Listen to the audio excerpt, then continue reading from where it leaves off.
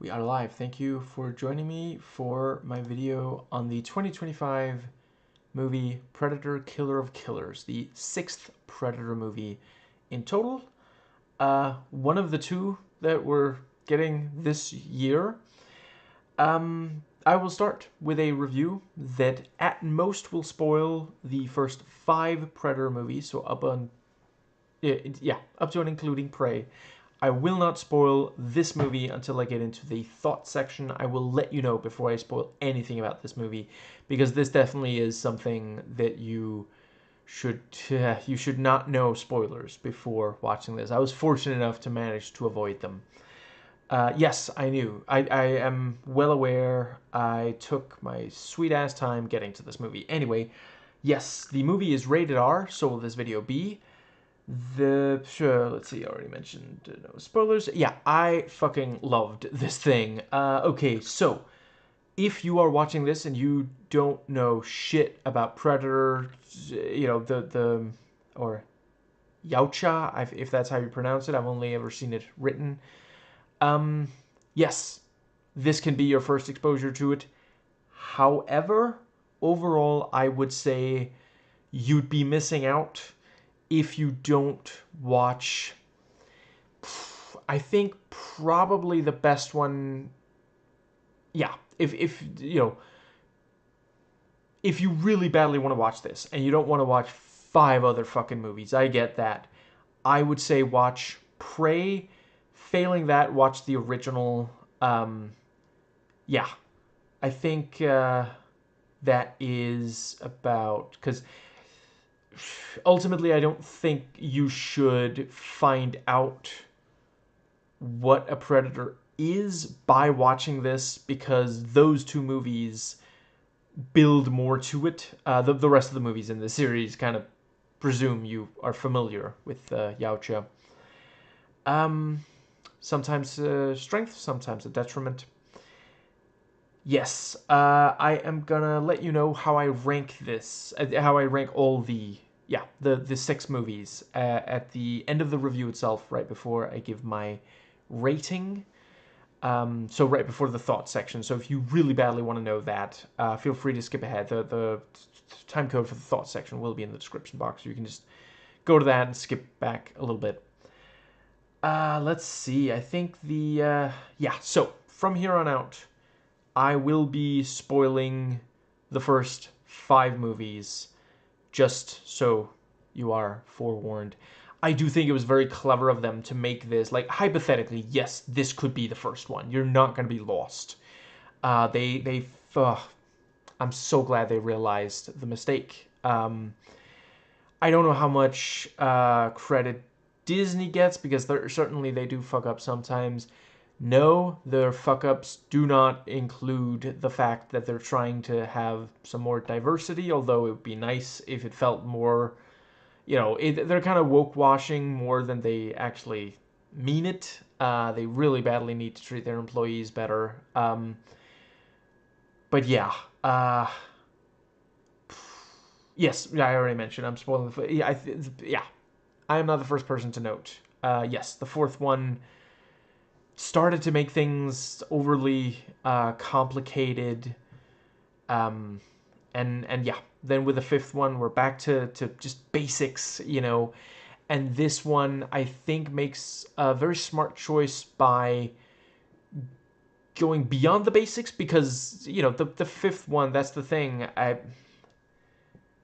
I think they made a very smart decision by really stripping everything down, because then you can build on it. You have to have a solid foundation. I think it's too bad that there are people who watch the 5th movie and are like, well, it's just the first movie again. Why do we need that? Because the 4th movie left the series in a really shitty position, So, yeah, I thought they did a fantastic job here, really delivering. Like if I were to sum up this movie in one word, it would be satisfying. Like, everything about it, just I was on the edge of my seat for the entire thing.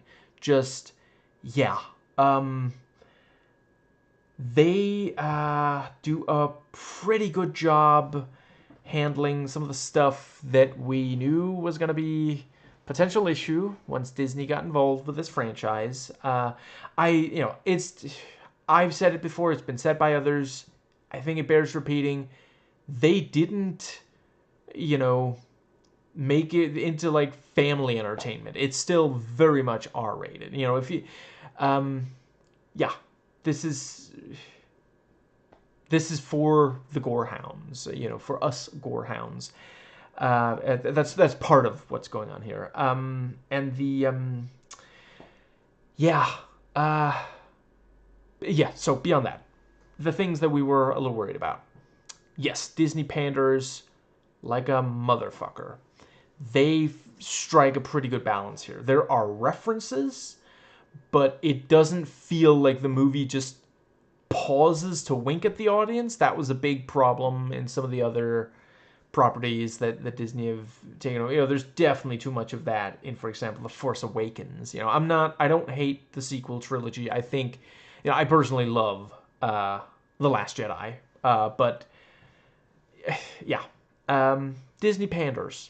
They nostalgia bait, and here they really manage. There was just enough that, like, you know, if you, I don't think they need to. I would be okay with them just saying we're doing a new thing here. But no, there are a bunch of references. I never felt like it was excessive, and you're not gonna be lost if this, like, hypothetically, if this is the very first one you watch. I already mentioned, you know, there's things that I think you should learn from watching some of the other movies before this one.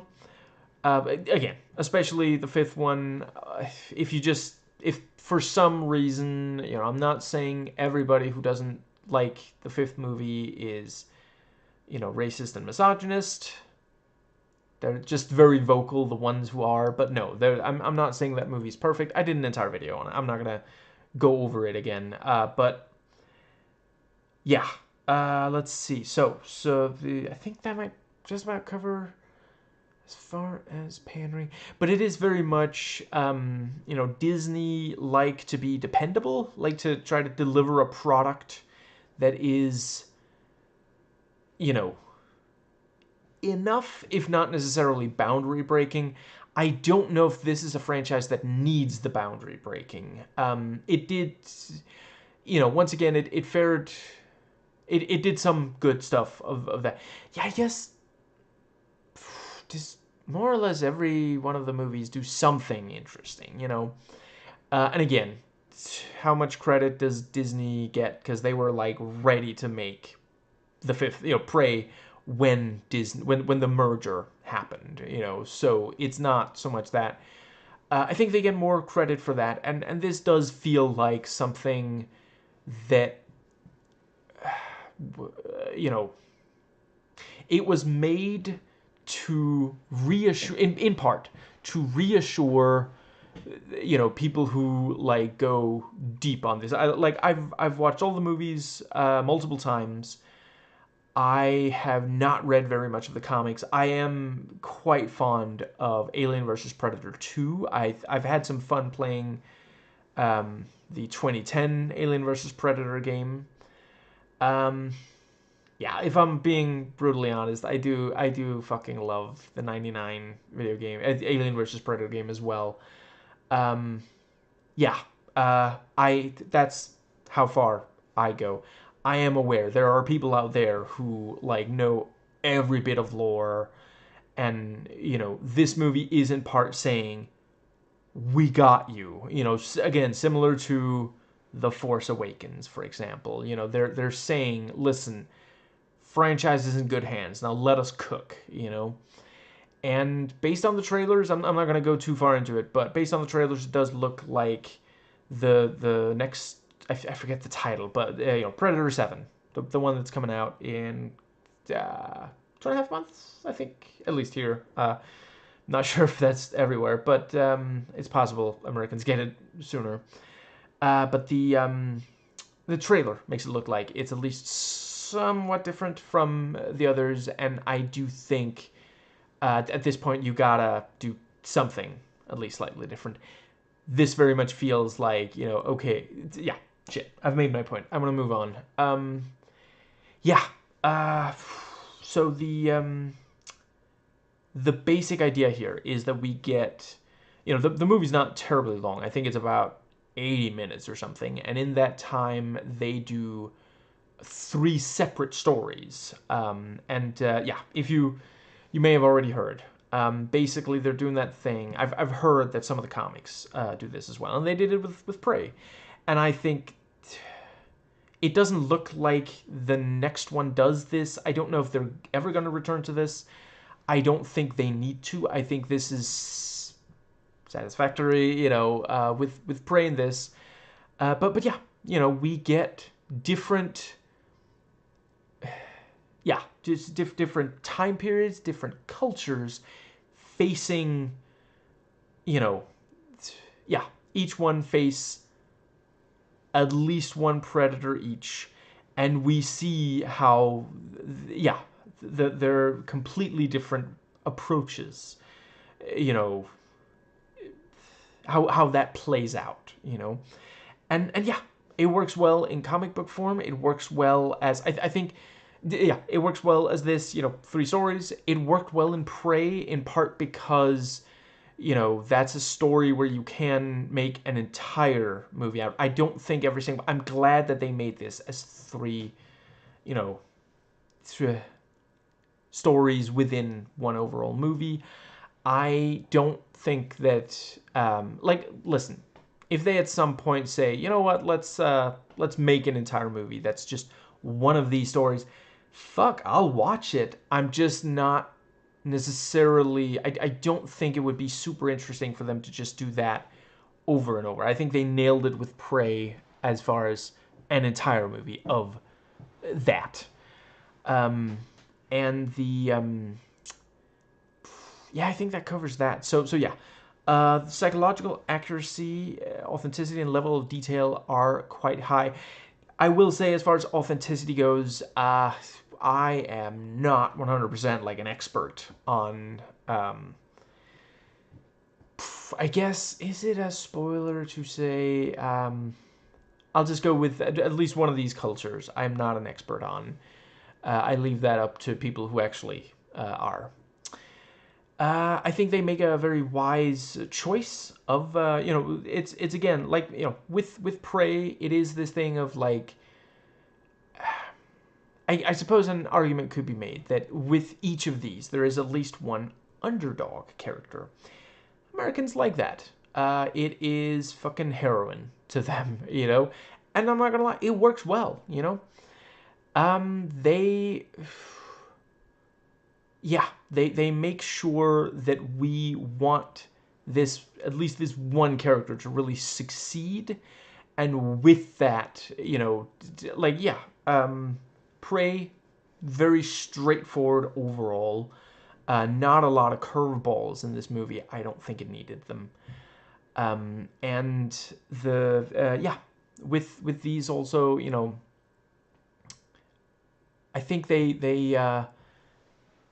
make some very smart choices about who, because it's like the 3 stories here are sufficiently different from each other. They're distinct.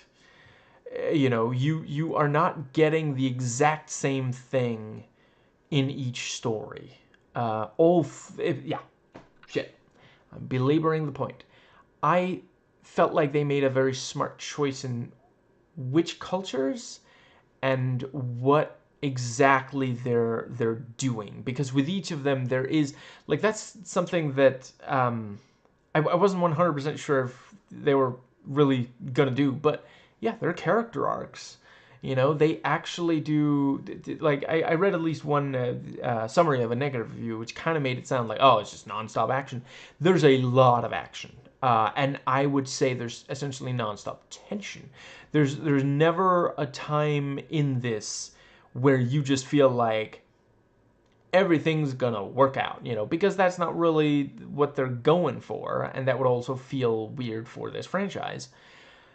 But they choose some very specific time periods and cultures, and then tell stories that both fit within that very specific, like, snapshot of time, yeah, specific moment in time, and also appeal to the average American male watching a movie like this, you know? So, yeah, shit, I don't think I really want to give away exactly what I mean, but just, yeah, they do a really, really solid job on that. Yeah, the tone, I will say there's a little bit of, like, MCUification, Disneyfication. There are some MCU style jokes. There's one chunk of the movie especially heavy with those. For the most part, like, I would say, I don't want to give away exactly how much, but most of this movie has almost no MCU style jokes, which also is one of those things, you know. I think a lot of them work in the MCU. I am really appreciative that they're starting to tone them down in the MCU movies and shows. I don't love that they've started popping up in other franchises. Like, one area, for example, the let's see, was it both the, I guess it was especially the second to most recent Mission Impossible, you know, the part one that they ended up removing the word part one from, but yeah, that one had a little bit too much of MCU style humor.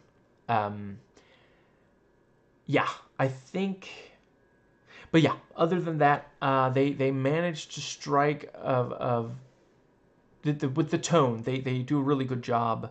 Like, you have the darkness, the intensity of the Yautja, you know, hunting, and you also get, like, you get a sense of what these characters are like, what they would be doing if not for the situation they find themselves in, which is very important, because otherwise it can just kind of become white noise. You know, we need to be there with them, and I thought they did that, like, every step of the way. Holy crap. Like, I felt like the floor was falling out from under me. I could not tear my eyes from the screen under any circumstance. You'd need a crowbar or something. Let's see. So with the dialogue, they do quite a good job of giving everyone their own voice. And something that I am slightly mixed on, one of the characters speaks English. The other two, if you know, the English is at least not their first language. Let's go with that. And they actually have them speak in these other languages, which does, of course, mean subtitles, which during an action scene can be a little unfortunate.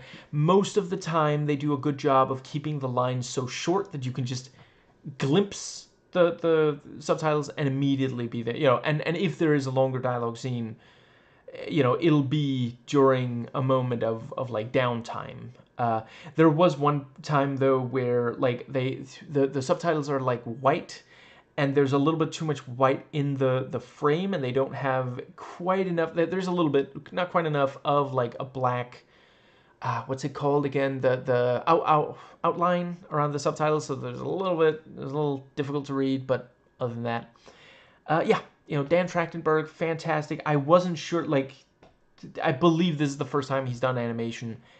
He did an amazing job. Like, yeah. With the, I believe he also made the one that's coming out soon. So yeah, within a few years, he's made 3 of these, you know, and yeah, I gotta say, you know, based on these two, if they just keep him around, like, if that's what he wants, obviously that's a pretty significant, you know, Disney and their fucking long-term contracts, you know, trying to bring back the goddamn old studio system, Jesus Christ. Yeah, as long as he's feeling like it, I will I'm 100% in favor of him keep making. He's so clearly has a grasp on this. That was, something that with,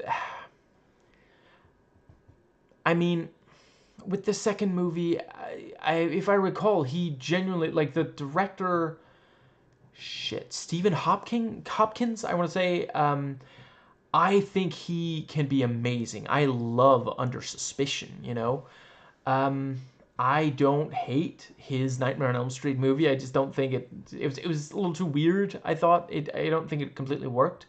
But he, if I recall, Predator 2 is one where he came out later and said, I didn't really know what I was doing. I was just trying to make sure it was as violent as possible, which, like, okay, succeeded there. But, yeah, I didn't really feel like that was the same kind of Yautja from the first movie, to the point where it almost felt like, well, just make a different creature, Like, it can be the same franchise, sure, but, like, going from, like, a big game hunter to a fucking serial killer just really felt weird. But, yeah, here, no such problem.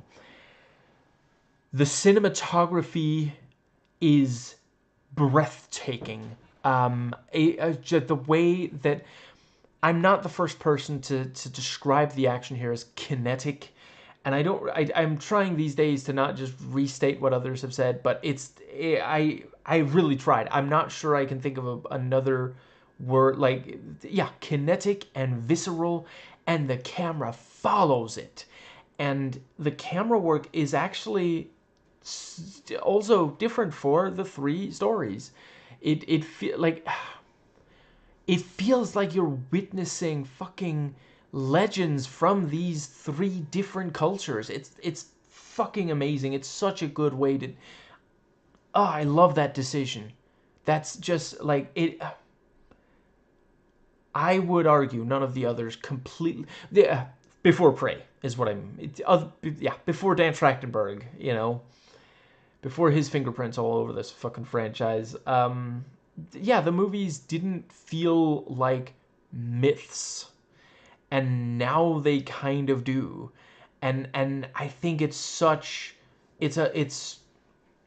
great direction to take this franchise in, and again, not giving Disney full credit, because Prey was like, I think they were about to shoot, and then the merger happened, and then it was like, okay, sure, Disney still wants to make it, and that's, if I understand correctly, that's why it's filmed in, with like English, and then it was only dubbed over. It was originally meant to be filmed in the native tongue, which, yeah, Disney not really willing to take chances.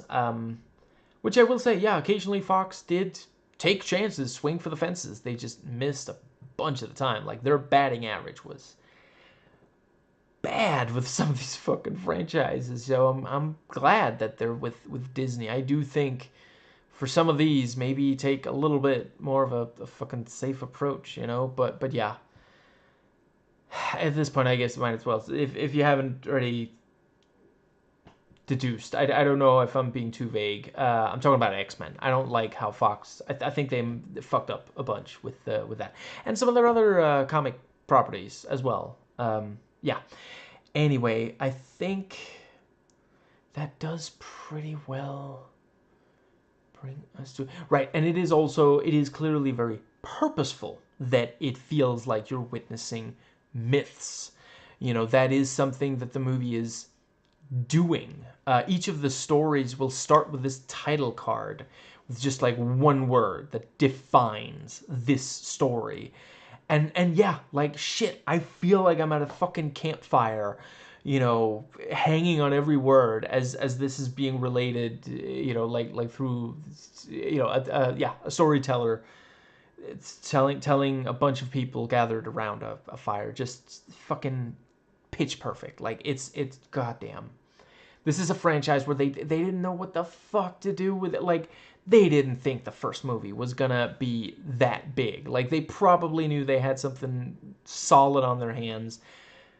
They didn't expect it to get so big, and they didn't know what the fuck to do with it. And then, like, for decades, just, for a long time we didn't even get new fucking movies, and now we're getting like 3 in matter of years. And again, yes, Disney do not get credit for Prey. Fox was ready to make that one, but yeah, no, yes, I've made my point.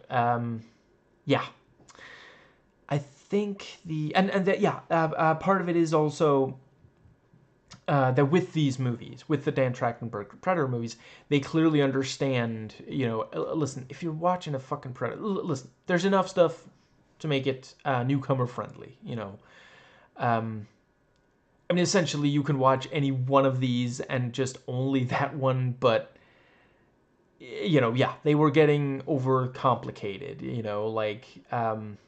yeah. The first movie is yeah, let's see. I guess the first movie essentially says, oh, there'll be another Predator on Earth, and then in the second one we get that, and then the end of that one is just like, well, I guess there'll be another Predator on Earth at some point, and there's more than one. Look, there's multiple, and they respect you if you manage to kill one of them, and they've killed aliens, so maybe we'll do an Alien versus Predator movie in, what was it, 12 fucking years, and it'll suck because Paul W. Anderson. Yeah, at this point, I am willing to admit I can enjoy his movies, but they are shit. Like let's see, I think there's at least one I haven't watched. I gotta get my hands on a copy, but yeah, they're the ones I've watched, which, yeah, all but the most recent, I think. The most recent one I watched was Monster Hunter.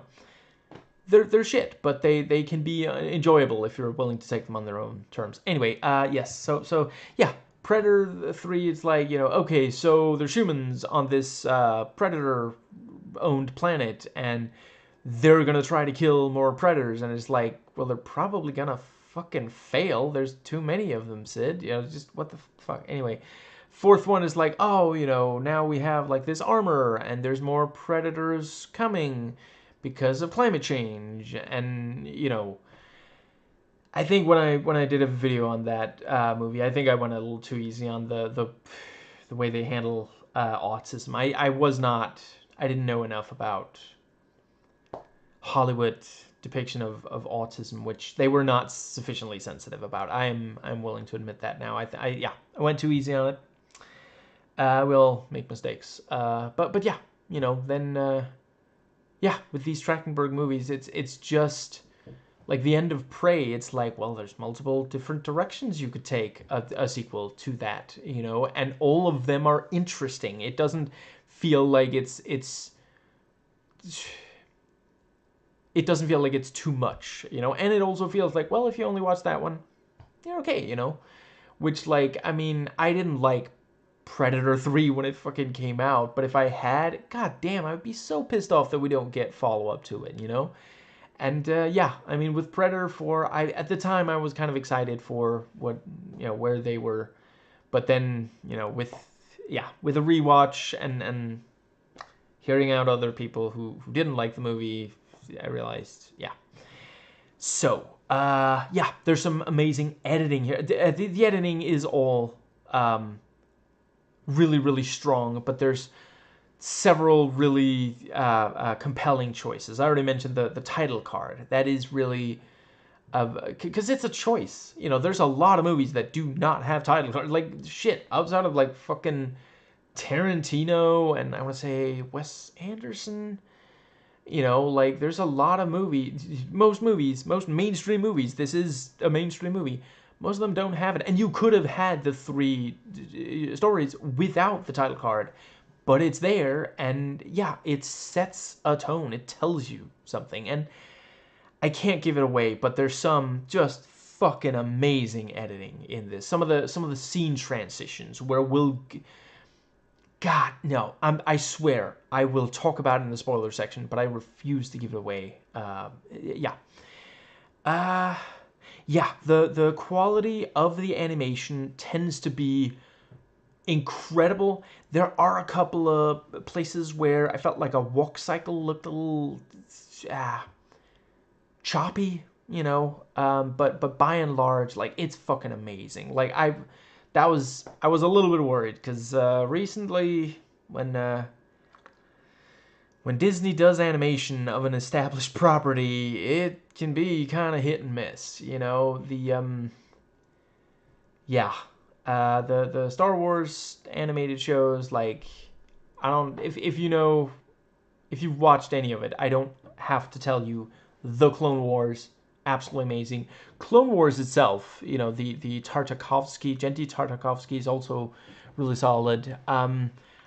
I did love the vast majority of Rebels, but then, you know, with like Resistance and yeah, I have a certain fondness for Young Jedi Adventures, but I'm willing to admit, like, it's not like amazing. You know, if we're looking at it critically, we also have Your Friendly Neighborhood Spider-Man, you know, and some of the other MCU kind of, you know, yeah, sometimes they'll cut corners a little bit too much. The pacing will sometimes get fucked. Let's see, I think it was especially What If, you know, some of those episodes, yeah.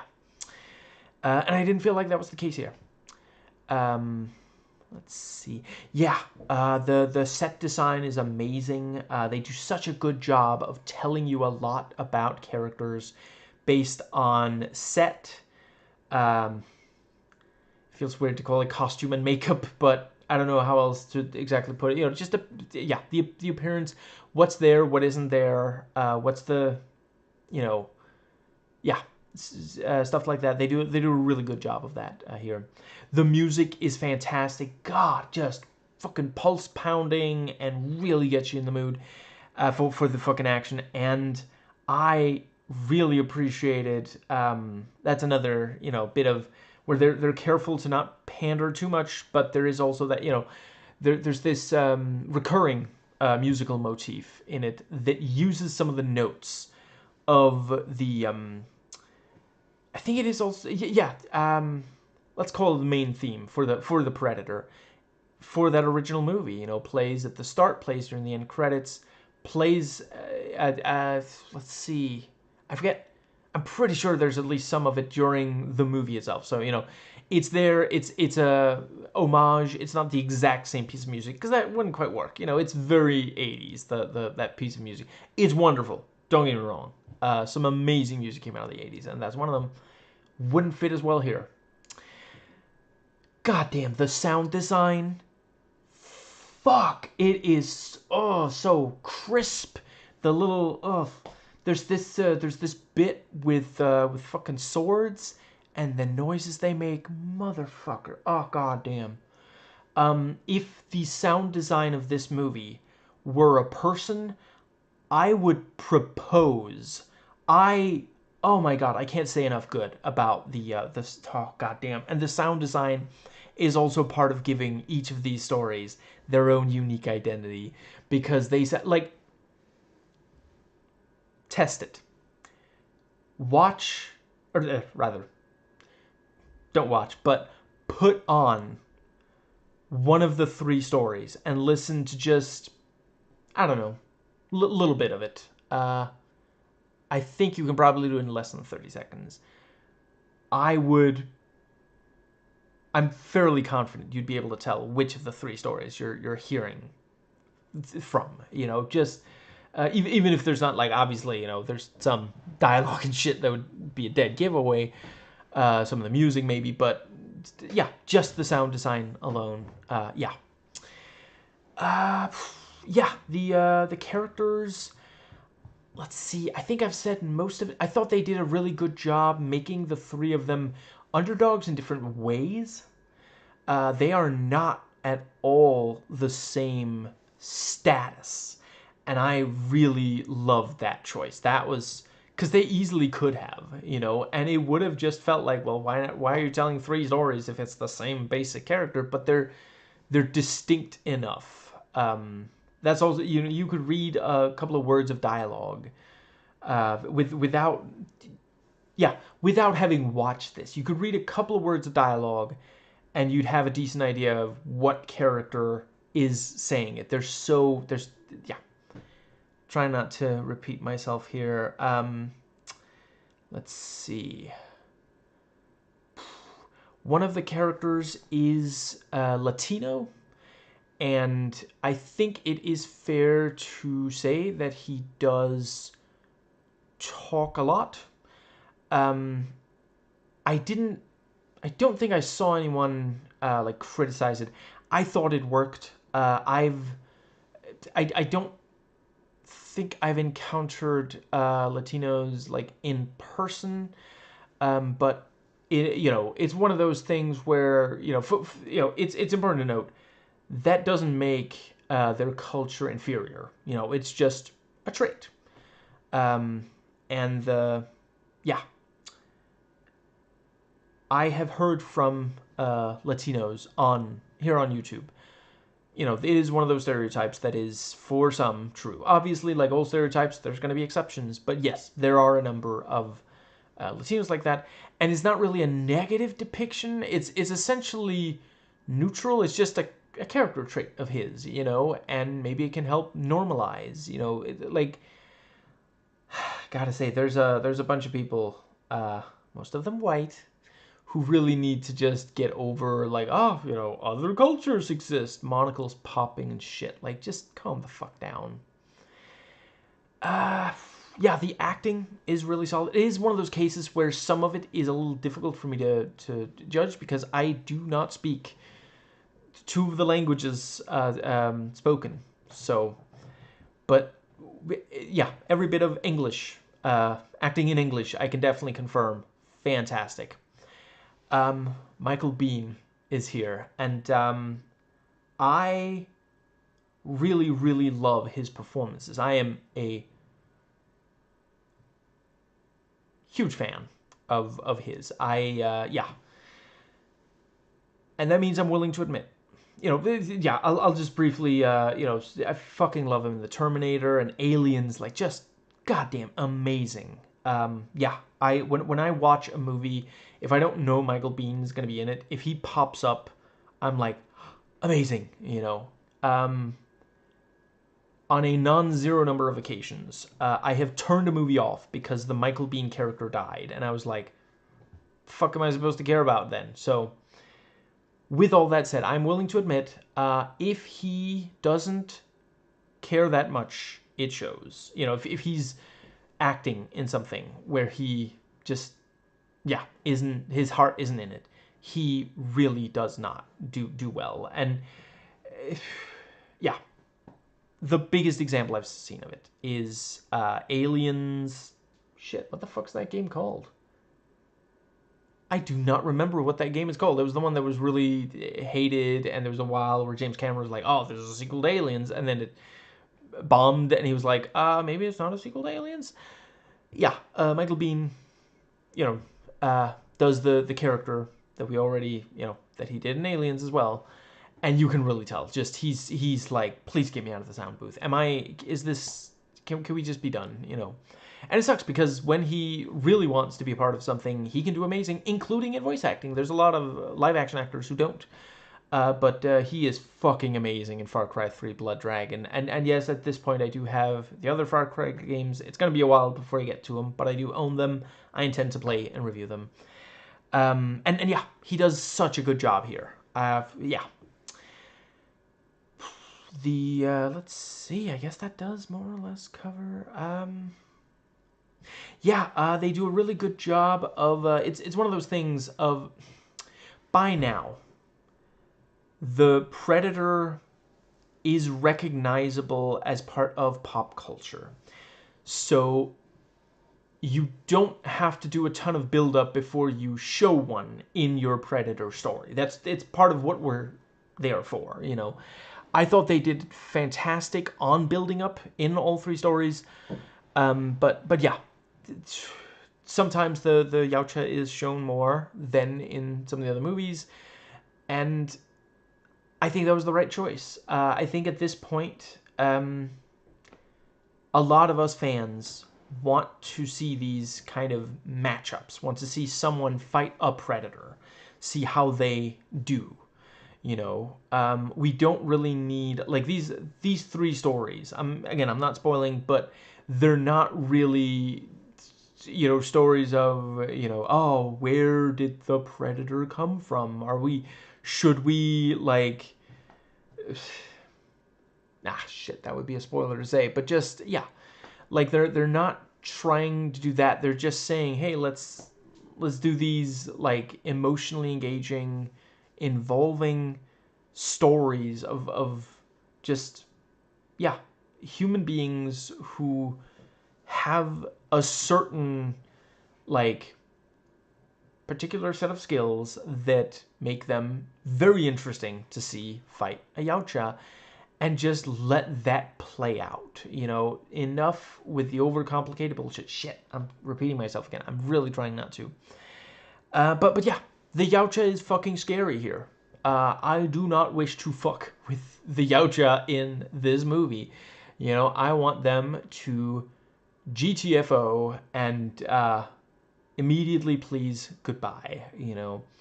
And yeah, I watch in part because I know that's not going to happen, or at least not immediately. We're going to spend some time being fucking terrified of these, and yeah. Did I mention the three Yautja also, different enough from each other? And there's gadgets and technology and shit that feel like, okay, yeah, Yautja would have this and do this and shit, without it feeling like, oh, we've kind of seen that exact thing before. Like, there's a thing or two that's like, oh, I see, yeah, that's like that other thing, but we're seeing it in a different way, in some way. This has hands down my favorite. I don't know why I'm saying hands down, then for setting a personal opinion, whatever. In my opinion, this has most of the best Yautja action that we've seen in any movie so far. All of the movies that feature Yautja. Not all of it, but most of the best of it, in my personal opinion. Let's see. I think I thought they did a good job with the lore. Like, it's the kind of thing where, yeah, I can imagine some of the stuff in this movie. There's similar stuff in some of the comics that I didn't read. I didn't feel lost. Like, this can be the first movie you watch, and you will be able to pick up on everything. You just gotta pay super close attention. Yeah, I thought they did a really great job on the violence. It's one of those cases where you gotta be really fucking careful. It's a knife's edge, because if there's not quite as much as is anticipated, you're gonna have a lot of really loud dudes saying, "That's not enough. I need my predator to do more violence." If you do too much, it ends up being numbing. It can just become like white noise, and you really don't want that. Never happened here. I am truly amazed at how well, yeah. I think I feel like there's one more thing I wanted to say. Right, the way the Yautja fight is sufficiently creative. It didn't feel. That's another thing. And this is something, again, we gotta be honest, as fans of the Yautja. A lot of these movies really don't do a good job of having the Yautja, like, fucking fight. There's a lot of hunting, and that's cool, but there's too many movies where we just have Yautja hunting, and that's, again, like, here, like, okay, yes, technically they are trying to hunt, but it becomes like fighting, rather than just hunting. It's matching wits and skills and weapons, and yeah, like, you watch the movies, like, they do a lot of other things well, but considering how many of these fucking movies there are, I think it's fair to demand more of this action, and so far Dan Trachtenberg is delivering. But yeah, it's just such a goddamn. and that's also in part, it's obviously I'm willing to acknowledge part of that is technology. Kevin Peter Hall, R.I.P. Goddamn legend. He did his fucking best, and he gave those Predators fucking personality.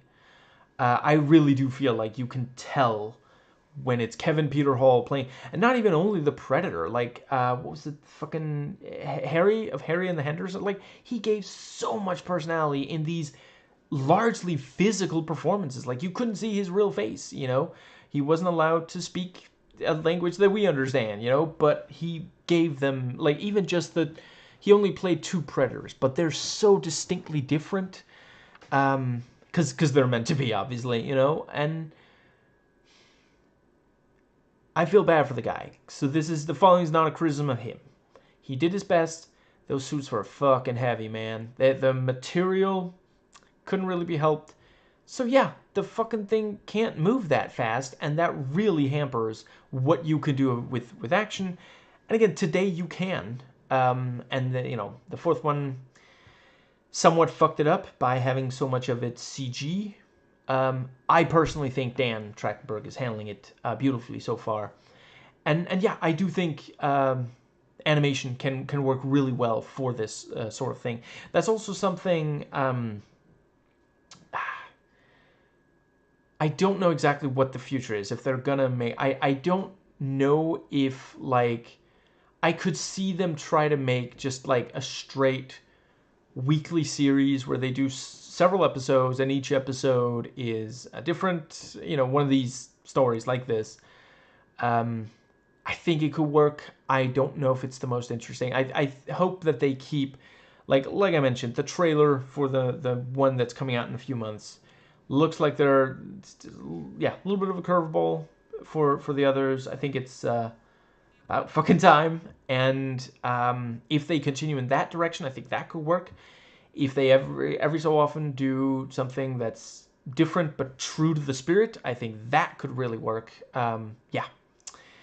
So I think, right. I also think the 3 stories, they do a really good job of, like, yeah, it's stuff that, like, if you're, like, macho and you just want to see, people who are really good at fighting fight, like, it's like if you're a fucking wrestling fan or something. I'm not denigrating those. I'm just saying, if that's what you're here for, some story and then fucking fighting, you want to see, yeah, people fucking, and that's it. It does not hold back. There is a lot of violence, blood, gore.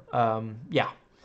And I never felt like someone had plot armor. That's also something that is sometimes a problem with this franchise and others like it, Never felt like that here. It always felt earned when someone survived something. And I don't think anyone survived something they shouldn't have, in my opinion.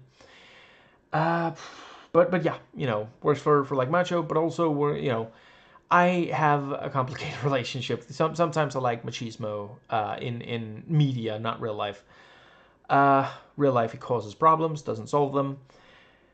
But I also really, really love when there are just these stories that, yeah, get to you on a gut level without, like, just being, like, machismo, but actually, like, yeah, getting to something, like, instinctual.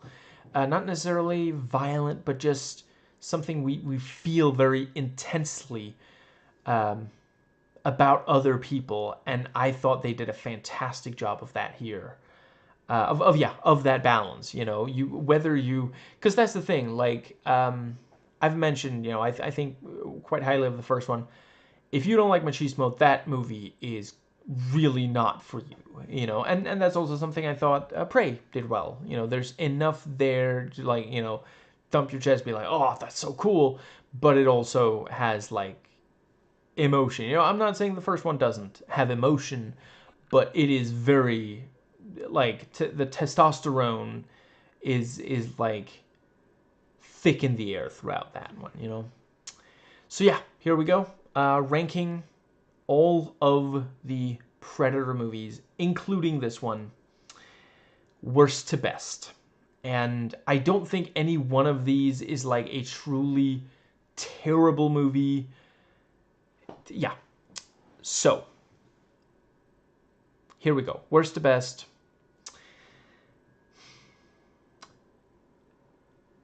Three, four, two, 1, 6, and 5. And yeah, my rating for this movie is 8 out of, 8, yeah.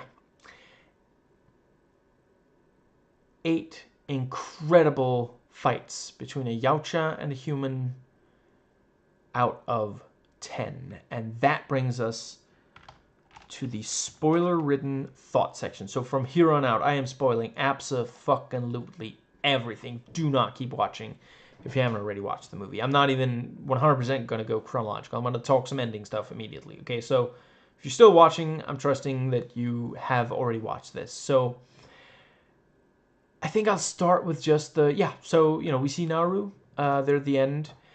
I think that does work. Because it's one of those things where, like, you can do a follow-up where she's fighting in these gladiatorial. You can have her be, I wouldn't rule out a direct sequel to this, where they fly, they manage to evade the predator ships. Maybe they fly to that place that has a bunch of humans.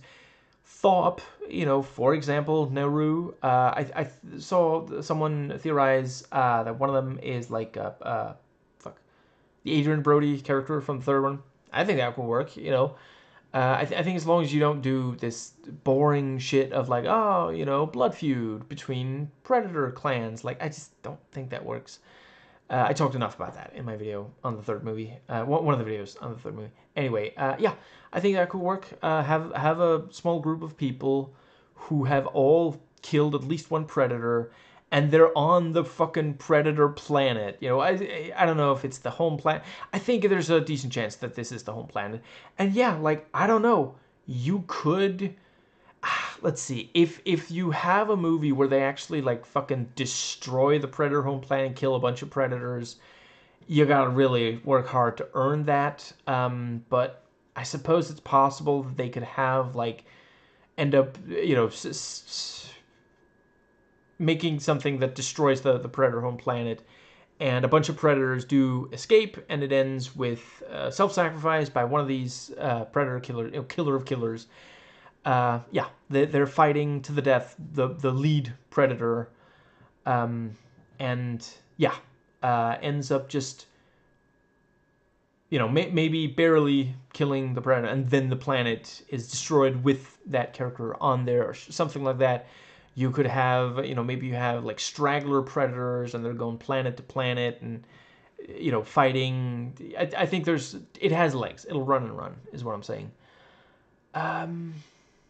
And I think this is also, a really clever way to, like, at some point you do have to build towards something. I feel like this builds on Prey. Well, shit, I may have said that in the review. But yeah, and also hypothetically, like, if we never see these characters again, I don't know. I don't feel like we absolutely have to. That was the same thing with, Prey. Like, I really, really love Naru.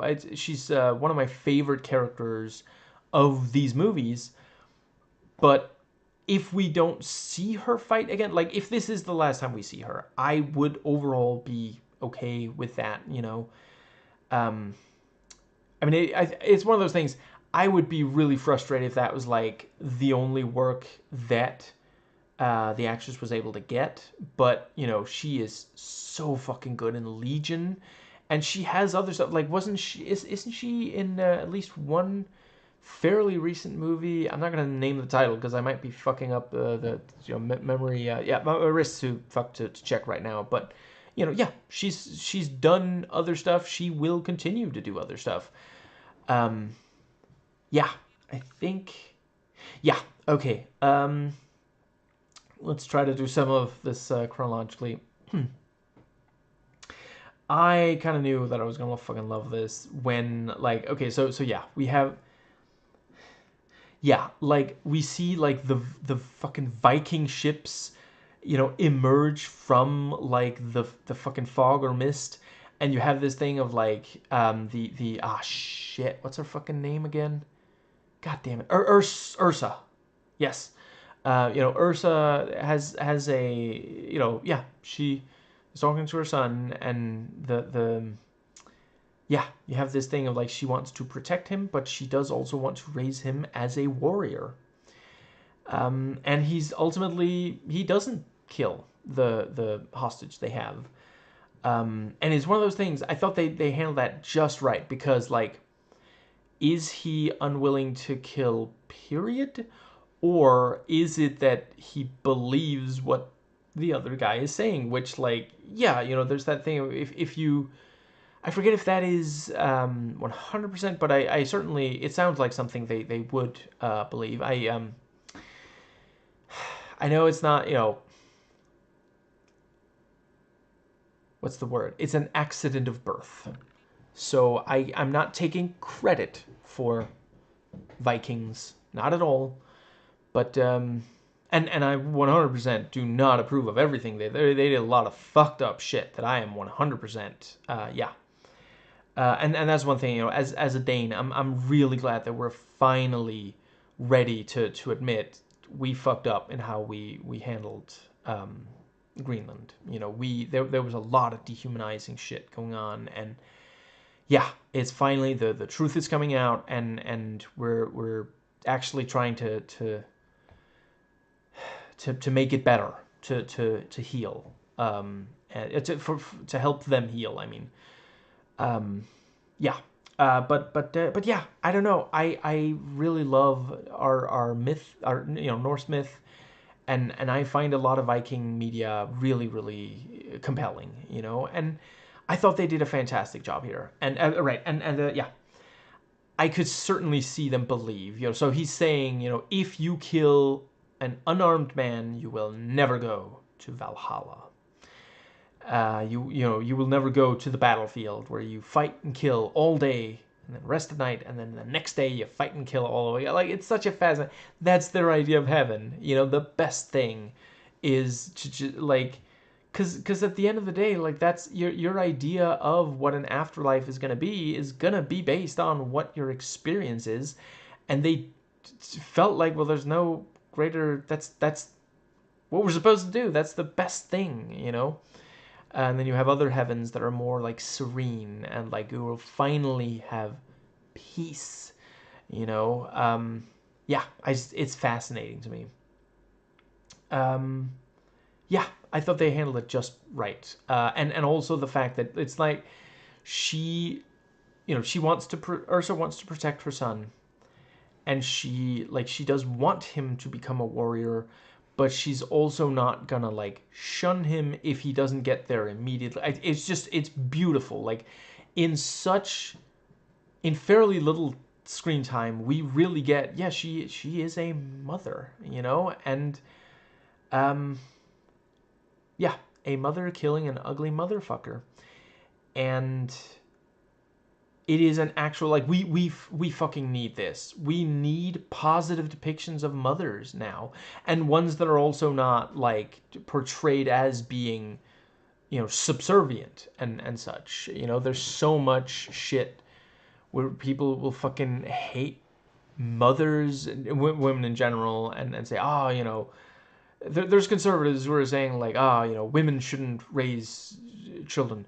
Oh, so you, as the father, want to raise the child? No. So you're not having children? Oh, no, of course I'm having children. Fucking, yeah. Nonsense. There's so much of this fucking red pill bullshit. This is nonsense. Bigotry, brain rot. They just fucking hate women, and yeah. There was actually the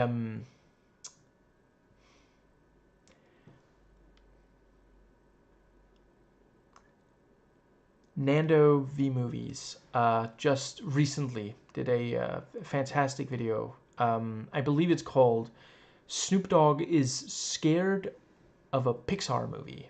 Afraid of, something like that, And yeah, he mentions that there was this podcast where apparently like, oh, you know, everything's going to hell because women are raising children.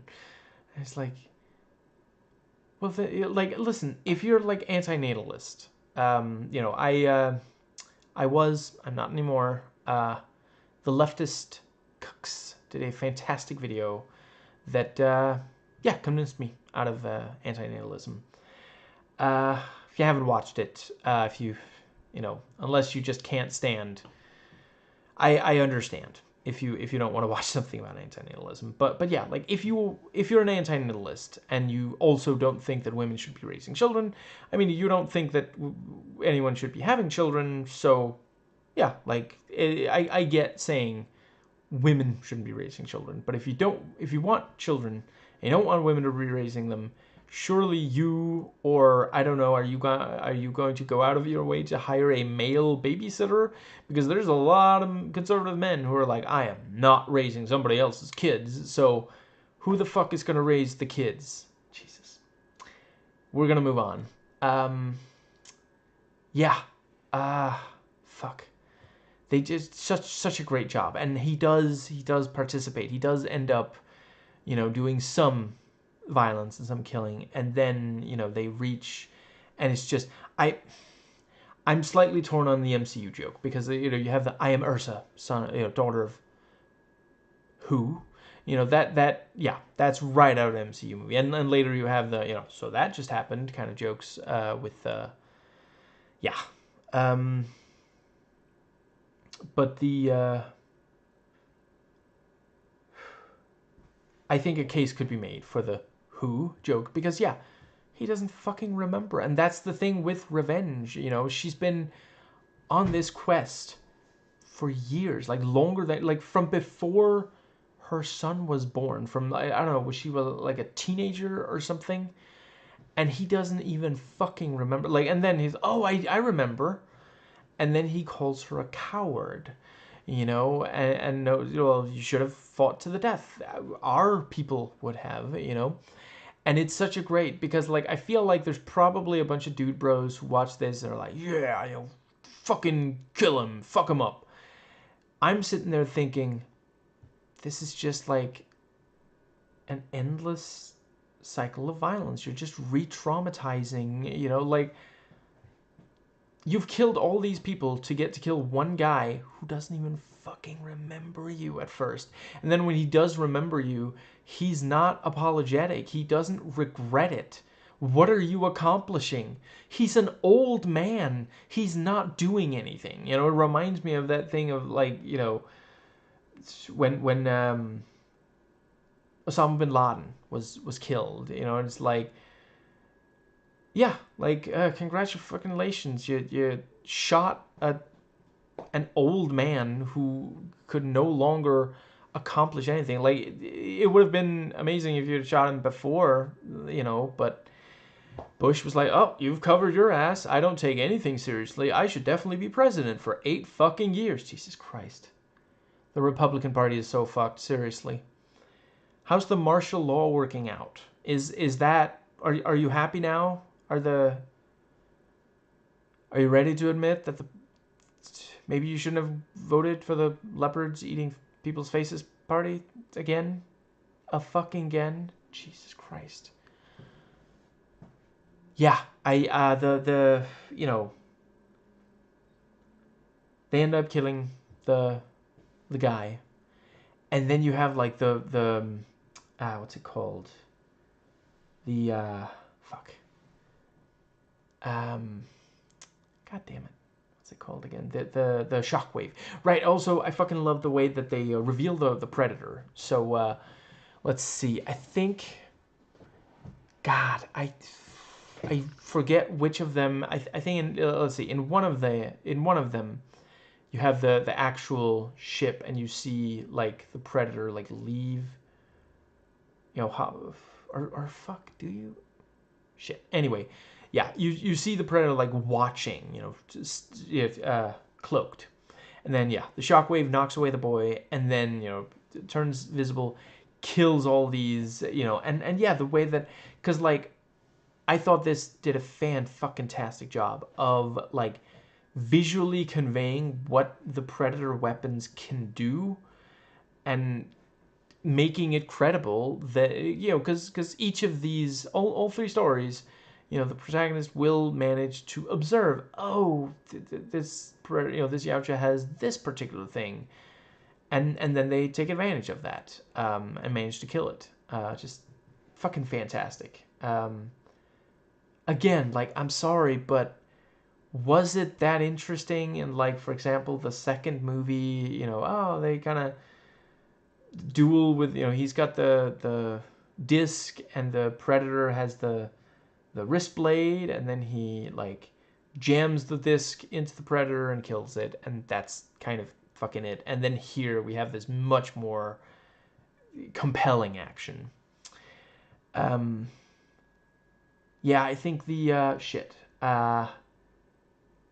yeah, I thought they did such a good job of, like, yeah, she's got the I'm not going to talk about the significance of the axe and the shield too much, because somebody else did a fantastic job in IMDb trivia talking about, how, yeah, it represents, okay, I guess I'll just summarize, basically she is a protector, and when she isn't protecting, she's got the axe, and yeah, she goes around killing a lot, for revenge, but really the and this is not like a what's it called again, gender essentialism thing. Not all women are mothers, not all mothers are good mothers. If you are struggling, like, if you are considering having children, please make sure that you have, like, a really stable situation, and that the person you're raising the kid with, doesn't have to, like, listen, we have the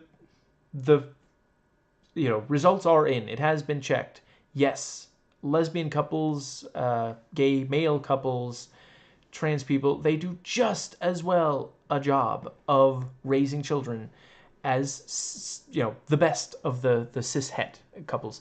It's not about, oh, is there a man and a woman? It's about, or are they cis? It's about, do they love the kid, or kids sometimes. So just make sure that that's, don't do it for the wrong reason, if that makes sense, and don't feel bad about leaning on someone else to find out if it really is right for you to have a child. Like, a lot of people have the biological urge. Not everybody is in the best situation, and I'm also not blaming, like, today, especially if you're, like, for example, American, or there's also some other countries. Britain also got fucked by Brexit. It might not be, I'm not saying it's your fault if you're not in the best situation for it. Let's see, but yeah, she is very motherly, very protective, and she's got the titular shield, the titular of her section, and yeah, God, they do such a good job, because, like, I care about the other Vikings also, and seeing the Predator kill them so fast, like, it, for us as an audience, like, we kind of expect by now Predator's gonna be killing a bunch of people, and it also immediately conveys to Ursa and her son, this is fucking dangerous. We gotta, this is not something that we can take lightly. Like, it's not that there are people who do that normally, but this is a bigger challenge than normal. And yeah, the building is partially destroyed, and he falls to the lands, and let's see, yeah, she, god damn it, that was so fucking cool, her under the water, and then, like, the ice, because it's so fucking cold, there's already ice there, so she can't go, and she gets up and she breathes from the little, it's just a little bit of oxygen there, just, like, so fucking badass. And then she's right underneath it, and she, like, fucking attacks and gets it under the water, and then it uses, like, the shockwave, and it grabs her, and just, oh, so fucking cool. Yeah, she uses the shield against its shockwave. I'm so glad. God, it would have been so fucking boring if it was running around, like, using, like, I'm glad that for example, the spear and chain was for the samurai and Ronin bit, because that worked incredibly well there. Wouldn't have worked against the wooden shield that she's got, you know? And yeah, she goes to her son, and you have that wonderful double meaning line. Is the monster dead?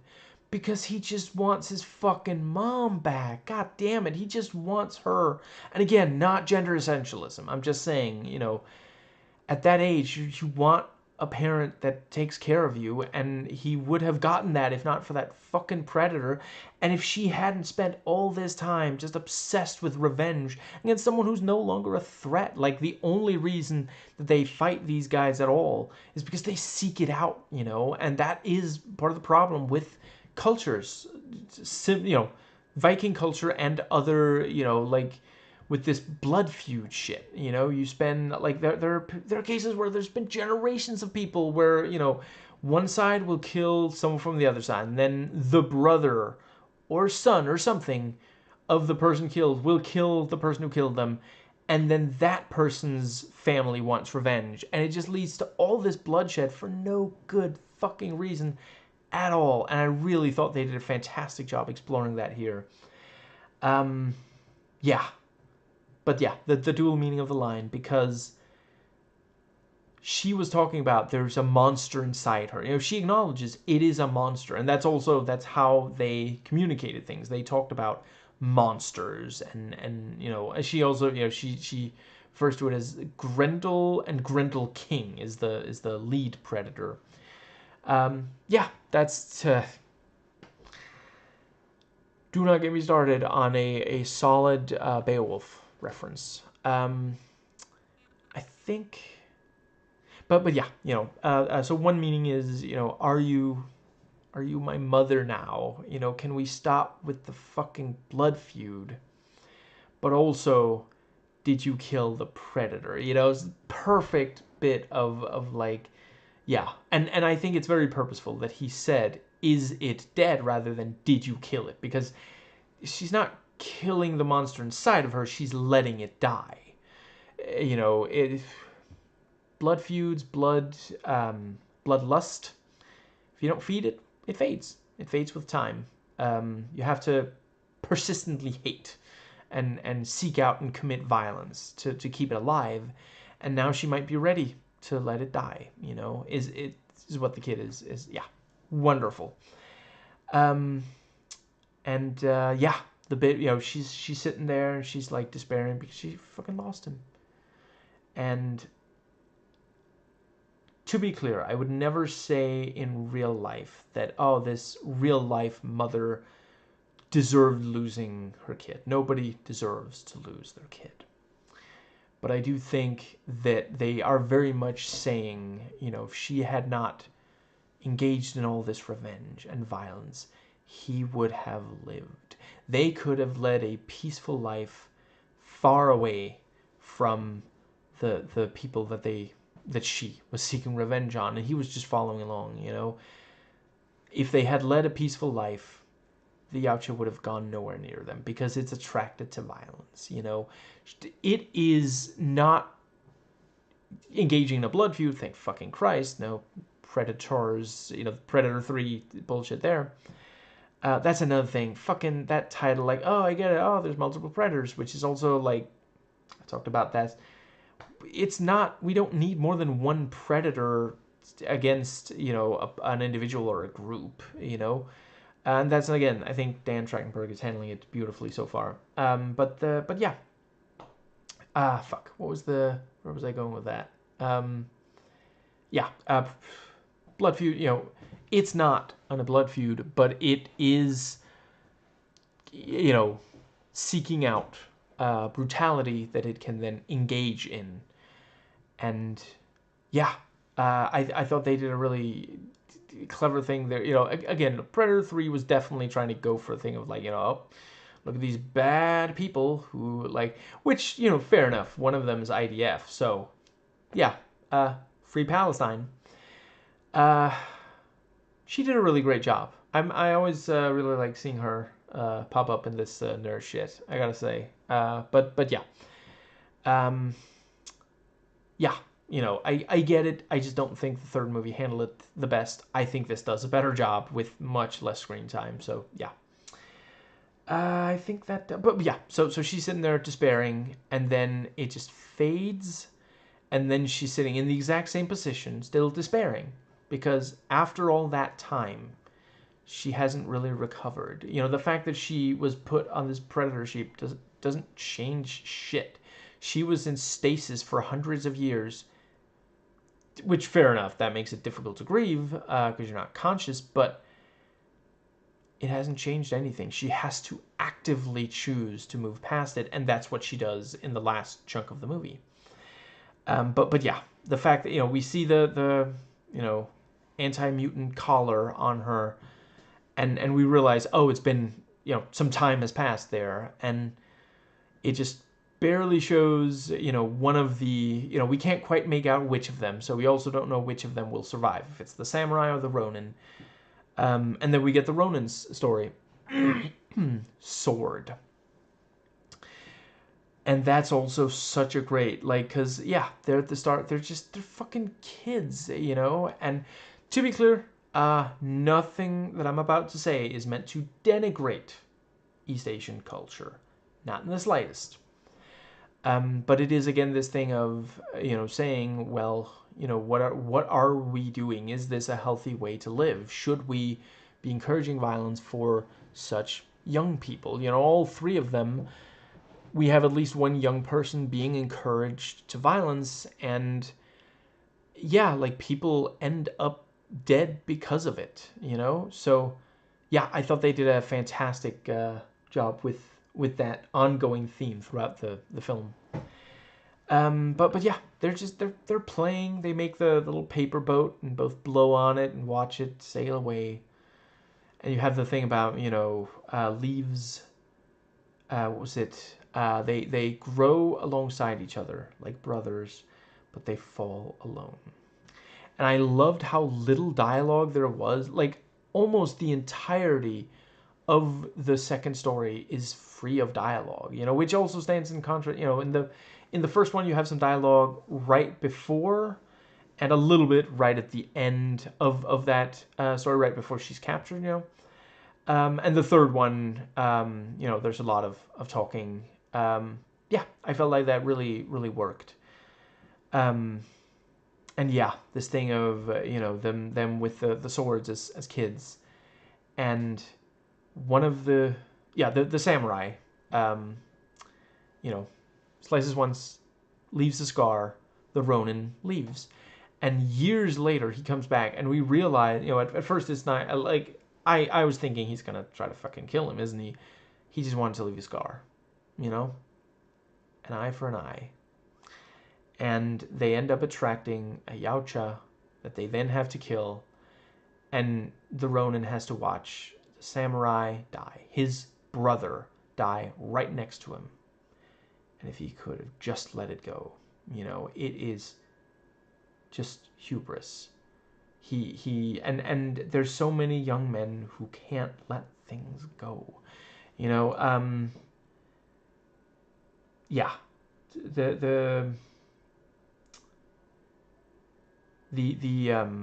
I think I'll just yeah, I think I've talked enough about that. So let's move on to the yes. It was a little bit MCU jokey with him trying to the Ronin trying to avoid the bell being rung, and then it is rung by someone else, But I thought it worked. It wasn't too, the yeah. I mentioned in the review, there's one chunk of the movie that has a lot of MCU style jokes. That's the last chunk of it, with the the pilot. Which again, I think it works that he talks a lot. Again, I've heard that is true of a lot of Latinos, and it's not a bad thing. It's just another character trait. It's yeah. But the part where he's there's both he and Vandier have lines that are basically like, so that just happened, which can we just retire that? Like, I don't think, I'm not going to speak for anybody else. I'll just say a lot of us are tired of that joke. I don't think it was always bad, but it's been overused. You know, the Disney trying to just repeat success, you know, and just going with what works. And, you know, sometimes they keep putting that in past the point where we have tired of it. But again, I do think in everything I've watched, you know, at Star Wars, MCU, they're getting really good at keeping it to such a low amount that it's not too much. Yeah, the actual fucking sword fighting so fucking cool. He's got the little short sword and got the fucking katana. Just, oh my god, that was some of my favorite sound design. The unsheathing and clashing and swinging of swords. God fucking damn it, amazing. Exactly what I want out of Predator media. Just holy shit. And you know, samurai / Ronin media. But yeah, you know, he just leaves the scar and then leaves. He fucks off because that was what he was there for. It was just like, don't think you can get away with that. You know, how many years has he spent just thinking about, I'm gonna leave a scar on him too, and yeah, like he hasn't built a good life. It's not healthy, you know. And the movie is very much about these people who can't, you know, they have something they have to overcome. You know, with the pilot, it's not as much this like, well, yeah, it's not really at all this like thing of having to let go. You know, somebody else hurt you and you want to hurt them back, as with the other two. Which again, I think there's enough difference between those two. Like, there's a huge difference between someone who murders your father or forces you to murder your father when you're like a teenager, and then, you know, someone who grows up with someone else and they leave a scar on you, so you leave a scar on them. Like, huge difference. Oceans of difference. I think, does that more or less bring us to, yeah, you know, with the pilot, it is more this thing of like, he keeps expecting others to bail him out. He has to take responsibility and really focus, you know, and be a mechanic, be a pilot. He can. He just has to, you know, and there are a lot of young, maybe especially men. I can't speak as to if it's also for women, non-binary and etc. But yeah, just, you know, applying yourself, just needing that extra push. And to be clear, I'm not saying that's like the only thing. I already mentioned, you know, a lot of things are really fucked. Legion Miller recently did 2 videos talking about, you know, well, maybe if you want to leave the U.S., like, you know, yeah, one of them's just straight up, here's how you should do it if that really is the decision you've made. I can't imagine a bunch of people leaving the U.S. because of Trump just fucking everything up. It's going to take a long time to fix all of his fuck-ups, and it's just because he's a small little man who can't handle it. Like, I haven't read the book Too Much and Never Enough, but my father has, and he's quoted me a bunch of stuff. From what I understand, it's definitely worth a read, and it will very much help you understand Donald Trump. If you wish to do so, I mean, I don't know, how badly do you want to gaze into the abyss, you know, but yeah. I think,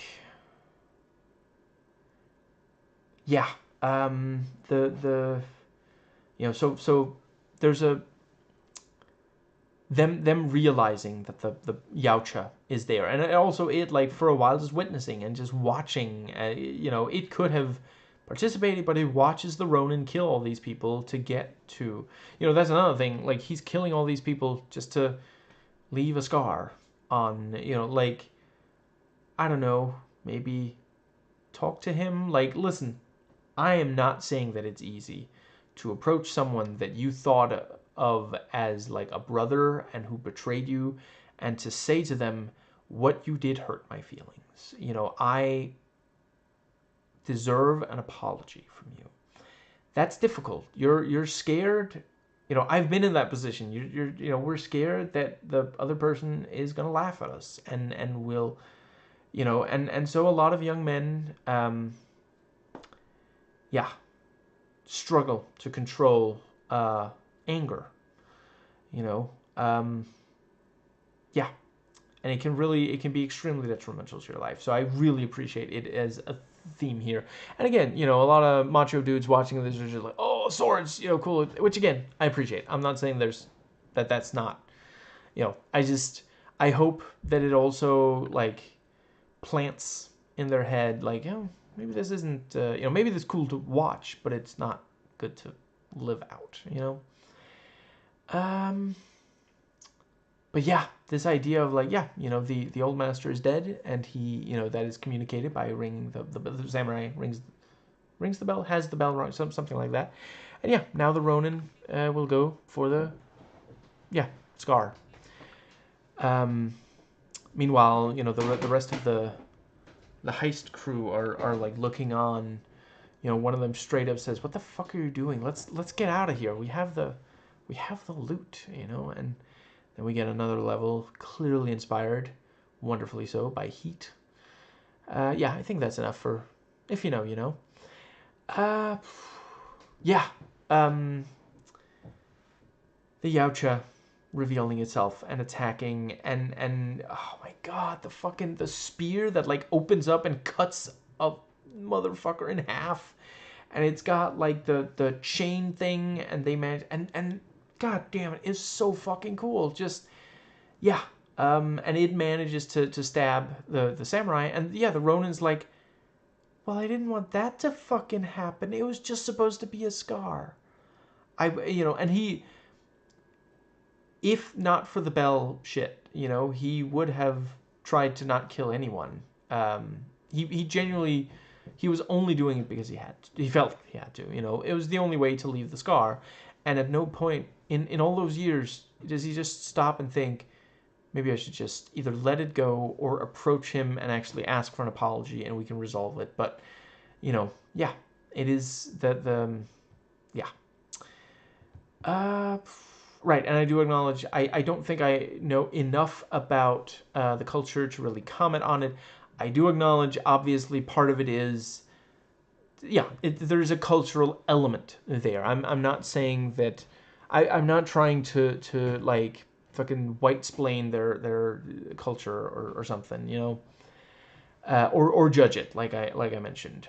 I don't feel qualified to go into more detail about, I am aware that honor is a big part of that culture, and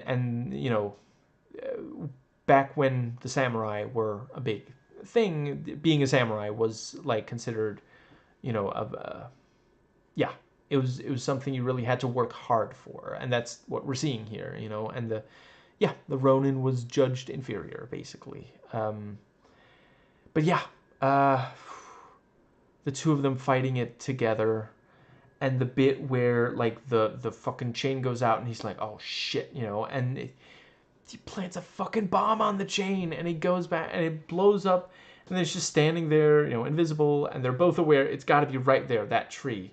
So they raise the swords, and they do that really fucking cool thing where they essentially swap places, and then we see, yeah, they manage to chop it in half. They don't even have it do that thing where it like turns to the side and then the head slides, head falls apart, whatever. But yeah, yeah, it collapses dead, and then we again have the thing about, the leaves on the tree grow together like brothers, but they fall alone. You are not alone, and yeah, he collapses, obviously, that was also a thing. I can 100% accept, with adrenaline and such, and it doesn't last very long. I can believe that he could keep fighting. I would have called bullshit if he had survived it. That would have been ridiculous. But yeah, and again, we see the Ronin, sitting in the one position, and then it fades. He's still in that position, because nothing has changed. How can he How can he forgive himself? He fucked up. He got his brother killed just because he couldn't let go about a fucking scar. It's a scar, you know? So, just, yeah. And then we see, you know, oh, dog tags. So this guy's got to be in the military. And then we see, you know, Florida, 1941. Funny enough, DeSantis would actually like to return Florida today to the state it was in 1941. I am joking, of course. I jest. This is a channel where we sometimes tell little jokey jokes. That is obviously not DeSantis's goal. He's not trying to turn Florida today into the Florida of 1941. He's trying to turn it into the Germany of 1941. He's just not accepting that Trump's just not that. Just that fucking... Trump actually thought that DeSantis wasn't going to try to become president. And DeSantis actually thought that if he sucked up to Trump enough, pathetically so, he would be able to get a bunch of Trump voters, even if he ran opposite Trump. Like, what the fuck? How do these people have so little understanding? Jesus Christ. So little self-awareness. I don't know, maybe a lack of self-awareness is necessary to be a Republican politician, at least today. Yeah, I thought they did a fantastic job. This thing of, like, you know, he's driving, he's watching the flying, you know, in his mind, in his heart, he's already in the air. And then, you know, his father's like, you fucked the car up again. You can't keep doing this. You have to be more responsible. You know, his head's in the clouds, and he's neglecting the reality around him, which 100%, I want to make clear, that's not a Latino thing, that's a young man thing. And again, it might be like, I can imagine young people that are women, that are non-binary, also might struggle with it. I can't speak to that. I can definitely speak to a lot of young men. You know, I've seen so many young white cishet men really struggle with that. And you know, part of it is like culture. You know, we're told that we're gonna single-handedly save the world, and yeah, that feels like somehow, like, simultaneously, you know, we can't wait to get to it, but we also feel like, I can't do that. That's not me. That's, you know. Obviously, there's more pressure on women, on, you know, the LGBTQ plus community. They face way more problems. I'm not just, you know, yeah. And then I also really appreciate, yeah, you know, of the three characters, you know, while only one is a woman, you know, one of them is not white. Sorry, Jesus Christ. Two of them are not white. There is not a white man protagonist to be found here. I'm sure the critical drinker is absolutely devastated. He's gonna play a game of, you know, oh, can I find a white character here? And it's like, why do you need there to be a white character in everything? Like, Jesus fucking... And I know why. You don't have to explain it. I am well aware of what he, you know, it's a dog whistle. He's saying, like, oh, look at the, oh, it's fucking white replacement, white genocide. It's just, Jesus fucking Christ. Anyway, yes. The, yeah. The thing, you know, I can't bail you out anymore. And he gets the letter, you know, he's been drafted. And he gets there, and, you know, he wants to be in the air, but he just can't get the plane to fucking work. You know, he's not focusing enough. His head's elsewhere still. And I think I may have said everything I have about the Michael Biehn. Just fucking wonderful. Love seeing... It's really cool seeing him in, like, a mentor role here. You know, I'm you know, back in the 80s, he would play the protagonist, or you know, a major good guy role. He's still a good guy here, but, you know, he's more like a mentor. He's the officer. He even self-sacrifices. And yeah, I can't say which without spoiling, but... Or wait. No. Technically, I can't completely... Right? I don't think so. I'll just say, with his appearance in this movie, Michael Biehn joins a very exclusive club that essentially right now only has 2 other members. And yeah, to say exactly which would spoil certain major franchise movies from 80s and onward. And I think that's probably enough that if you must know, the IMDb trivia section does have it. So if you want to avoid it, you'll have to, be careful to skim and not see. Yeah. Yes, I think that does pretty well get us to. Yeah, and again, they do such a good job. I fucking love how the Predator, for a while it's observing, and you see the little flicker as it's cloaked, and then it starts attacking, and also right and shit, and again build up before we see it, we're told about it, and he's like, I can't believe it, something just came right out of the sky. There's, I've never seen anything like it, and the pilot fucks around with it, finds out, and understands it, and ends up using that technology against the Predator. And I do love it. Yeah, it makes perfect sense that they would have these things, because it's not something that we could make, certainly not today, but yeah, it feels like something, just like we're hearing about how, some of the stuff that Ukraine, I cannot say enough positive about, fuck, how incredible is it that they're all just fighting, the war needs to stop, but that's, Putin is going to have to surrender and, give back areas that, the Ukrainian people should absolutely not be forced to yield any ground to Putin. And, but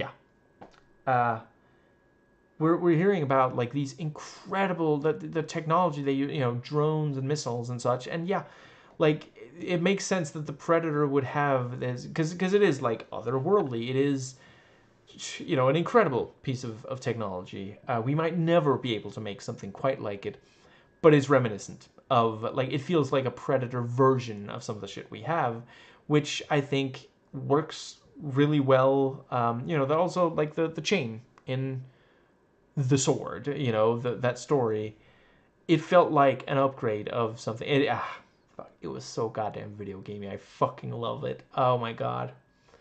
Shit. At some point I am gonna play. I own a copy, Just Cause 4, because playing Just Cause 3, some of the best moments of my entire video gaming, of all my years of playing video games since age 7, so over 3 decades now. Some of my best experiences were with the third one, and yeah, it reminded me of. And there's also, I suppose, the chain in some ways also reminiscent of the one you have in certain parts of what's it called again? Goddamn, Prince of Persia, The Two Thrones. For some reason, I frequently fuck up and accidentally talk about, because the Wii version of it is called Rival Swords. That one's also great. I'm very impressed by it. I do think the PC version is at least slightly better, for reasons I went into when I did a video talking about that the port. Yes, I think that does bring us to the but yeah, and this thing of he's when he really applies himself, he can be a pilot, he can be an engineer, he can be a mechanic. He understands the technology here, and he manages to make the plane, actually work, the bullet, which is also very clever. And then it's a literal bullet once they get to the arena there at the end, but yeah, he's telling the radio guy, it's one of those wonderful Hollywood cliches of you have to listen to me, people are going to die, and the other one's like, no, you listen to me, this is how it has to be, just wonderful. I'm so glad that trope didn't die in the fucking 1980s. despite how frequent it was, you know. But yeah, he lays out, listen, if you want to get in radio contact with him, you got to get a plane in the air. And so he gets the bullet in the air, you know, despite the issues, and yeah, gets up there, explains, you know, Vichy and not just Vichy, I mean, and yeah, goddamn, the sequence of the Predator just fucking taking out one after the other of these, and this thing of like, I figured it out. It has heat vision, you know, which yeah, wonderful, and I felt like this was the one of maybe the best use of that, you know. We don't have to get into the whole thing about, yes, obviously, you know, the first movie, you know, no, mud does not conceal your heat signature. That doesn't make sense, you know. I thought the way Prey handled it worked really well. But yeah, this is my favorite. And, you know, they're like, did we solve the icing problem? And, you know, he self-sacrifices to give him more of a chance. And there's the thing about, can this thing even shoot? And there's fire. And yeah, I already mentioned the MCU lines with the fire, but yeah, him climbing out there, and it was so fucking tense. I can't believe he, you know, so he made the plane level with the thing, and then he climbs out and he's like, what the fuck am I doing? He climbs out and he tries to, and he accidentally drops the hammer that's on fire, which also like, wow. I've heard of fighting fire with fire. I've never heard of fighting it with a hammer. I guess if all you have is a hammer, everything looks like a fire to be put out with it, whatever. And you know, it goes flying through the air and goes past the what's the character name? Vandy, you know, the Michael Biehn character, Vandenberg or Vanden something, and nicknamed Vandy, the officer. But yeah, he manages to turn out to put out the fucking fire and climbs back. And at one point, like the plane starts to not go level, and he grabs the thing on the outside and pushes it, and it gets level. Just fucking so tense. Goddamn. Holy shit. Reminded me of that one level in fucking the original Shadow Warrior, the 97 game. Yes, I acknowledge it's problematic. I talk about that in my video on it. Where you're fucking on a plane in midair. Just yeah. Yeah, I think that brings us to so yeah. He manages to you know, shoot out one of the engines and fly through, and there's the thing about, I'm gonna make a bad decision, and it's this wonderful thing because like for a second we're like, oh come on, no, this is when you really apply yourself, and then we realize, oh, it is him applying himself, you know. And yeah, wouldn't be a movie about a story, yeah, if you're gonna have, you know, Americans in France in World War II, yeah, they're gonna do some unnecessary property damage and then hate French people for decades, even though they don't really understand why. Because, like, wouldn't you hate people who unnecessarily destroyed some of your buildings? Like, Jesus Christ. Conservative Americans, like, get so upset at, like, the tiniest little shit, you know, and then they talk about, oh, you know, it's trigger warning and cancel culture. You're the ones fucking canceling shit. Jesus Christ. Some More News did a fantastic video, very, very recently at least, about book bans. Very recommended, heavily recommended. But yeah, you know, he manages to drag it through, and he gets it to the, you know, he's like, oh, never thought I'd be so happy to see the enemy, and there's massive, like, what was it called, battery of like fucking anti-aircraft fire. Jesus Christ, brought me back to like playing some of the Command and Conquer or real-time strategy games. Jesus. Yeah, maybe especially shit like a Riddler 2 and such, you know, with the ships helping provide all this anti-aircraft, and yeah, it's seemingly shot down, and it's like, okay, fuck, it's over, and then realize, no, it's still fucking there, as you know, and he has to get, oh my god, so fucking cool, and he manages to trick it into, you know, the thing that it fires ends up destroying its own ship. Just fucking amazing. I really love. I'm so glad that the action is so varied across these. You know, like, just yeah. I think that does bring us to the arena. Yeah. So yeah, you know, he actually he gets to go home, And then, a while later, and they do the whole thing. I quite appreciate it. They play all the hits of like alien abduction. First, like, it's like magnets. How the fuck do they work? And you have the didn't it leave? I'm pretty sure it left like the fucking signs style. I forget what they're called, but yeah, the indent in the ground where it landed. And he like goes out and sees, and he's, look, there's something weird, and he's taken there, and he's like, wakes up, and immediately the other two reject him. You know, and it's one of those things. It's so petty. Like Ursa has no idea who the fuck he is. She has no reason. But that's right now she's bitter. Bit him too, and it's understandable because she lost her son, and at this point she's like trying to come to terms with, was this my fucking fault? And she doesn't want to get close to someone because she's just gonna lose them again. And the Ronin, because of like he must understand, no, this guy, like, this is not his first language. English is, or I suppose it's possible Spanish or some derivation of it is. But he's like, oh, you said one sentence that was weird, I'm gonna reject you. And it's like, what? And yeah, again, because where's his head at? I fucked up. I got my brother killed, and now there's this young punk. What the fuck? Just get out of my face. And I really love the bit where the door opens, and then we actually see a bunch of predators kneel, and like clearly they're like, oh my god, you're our hero, because like that that has been established by this point, and that's one of those things I don't think you should know before. Or wait, no, fuck. Yeah, it's not important. It's a fine place to learn, but the first movie and the fifth movie do a really good job building up to the Predator's appearance and reveal and fighting and such, and you should have that in my opinion before watching this as background. But yeah, if you watch the second movie, they respect those who kill one of them, and yeah, they walk and they end up in the arena. And then there's the thing, it was very clever, this thing of like the universal translator thing, and the Predator explains.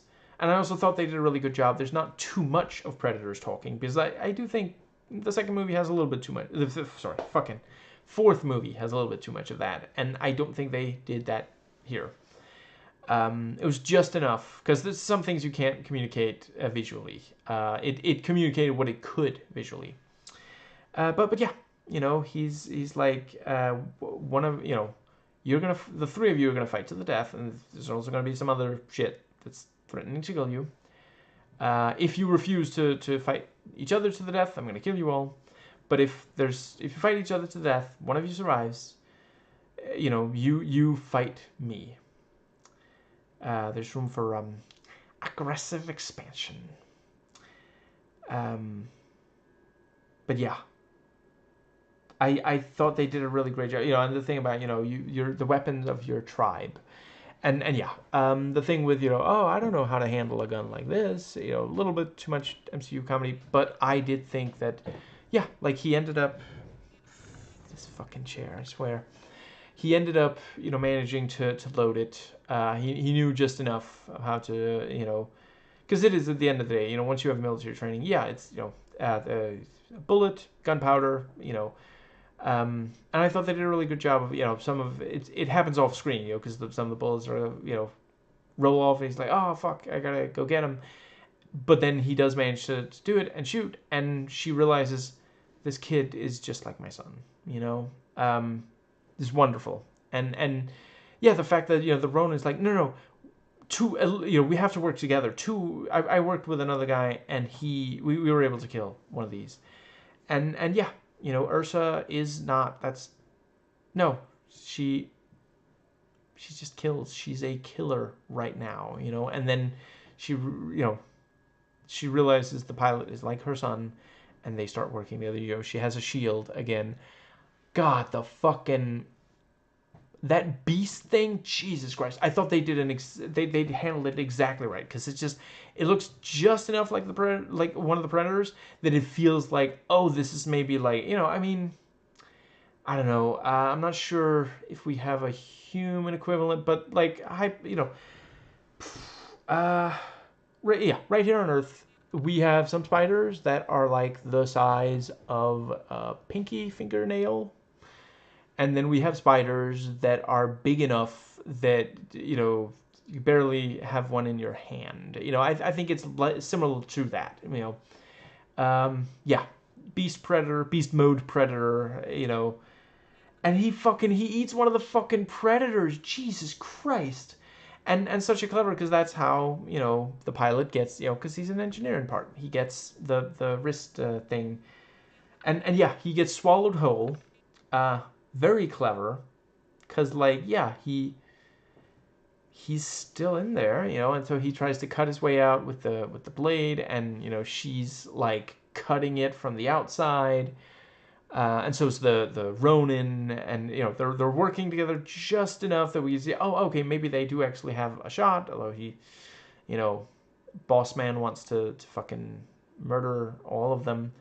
And that, you know, you have the thing where the let's see, yeah, the giant beast is like, let's see, I think it is, yeah, they end up like fucking killing it. That was also such a fucking cool, and that really reminded me of some of the boss fights in you know, the Prince of Persia, the Two Thrones. um I still think that's the best of the trilogy. Sue me. Don't at me, not on Twitter or X. um but yeah, you know, he off screen, he manages to get out of there and get the vehicle, and then drives over. You know, he turns off the you know, little the blowy uppy things that I guess the Predator watched Suicide Squad also, and the yeah, you know, turns them off. He's like, "Are we friends now?" And then drives them up so they can face the boss. Just so fucking cool. It's such a great fight.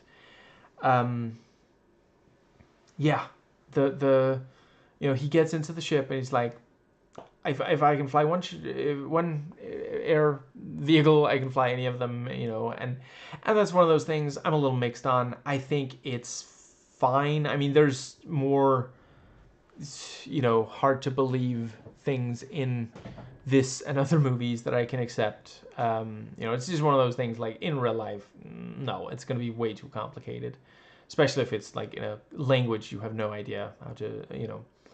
That's one of those things. Like, I appreciate when a piece of sci-fi media, you know, when they're like, we can understand this, but we'll need time. You know, we have to understand, we have to learn their alphabet, or how to understand the words they speak, that sort of thing, you know, in order to learn how to fly this thing. You know, there's intuition can only get you so far with some of these really advanced things. But yeah, they managed to all get on the ship, and then the fucking chain thing is fired.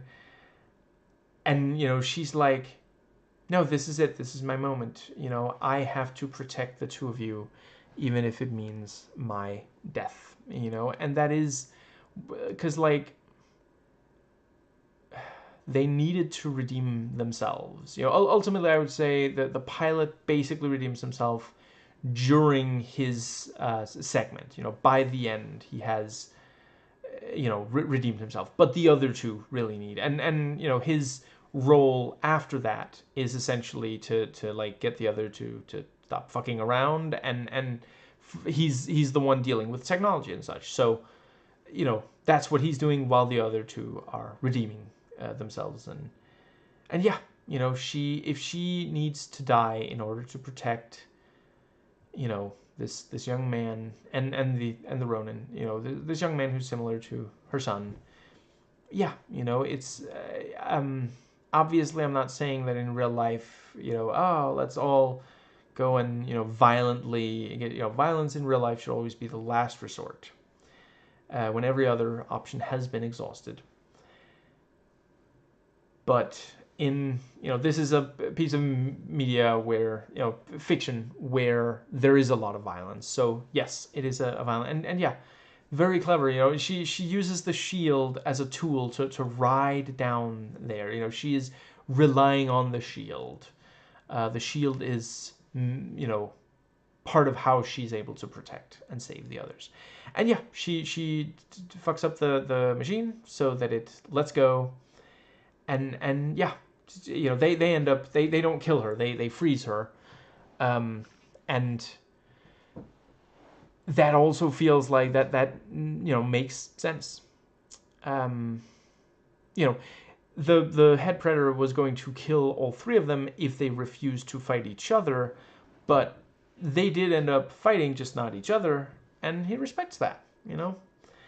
And yeah, the other two fly off, and a bunch of predator ships fly after, but they did get at least a little bit of a head start. And yeah, I already mentioned how I feel about what's the future, if they do a direct follow up to that. So I could imagine that might depend on how well received it is.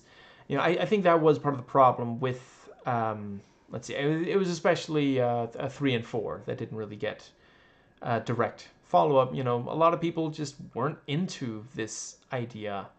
Um, yeah, I already given my thoughts on that. Yeah, I guess I should briefly say. So in the review, I ranked at the end of the review, I ranked them. I do think Prey is at least a little bit stronger than this. I will acknowledge that Naru does not have the most personality.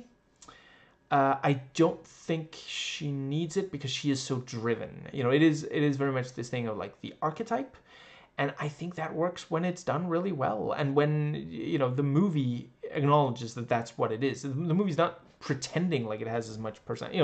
The first movie, like you could make an action movie about any one of Dutch's team. You didn't have to have all of them in the one movie. It doesn't get to like overload, I don't think, but yeah.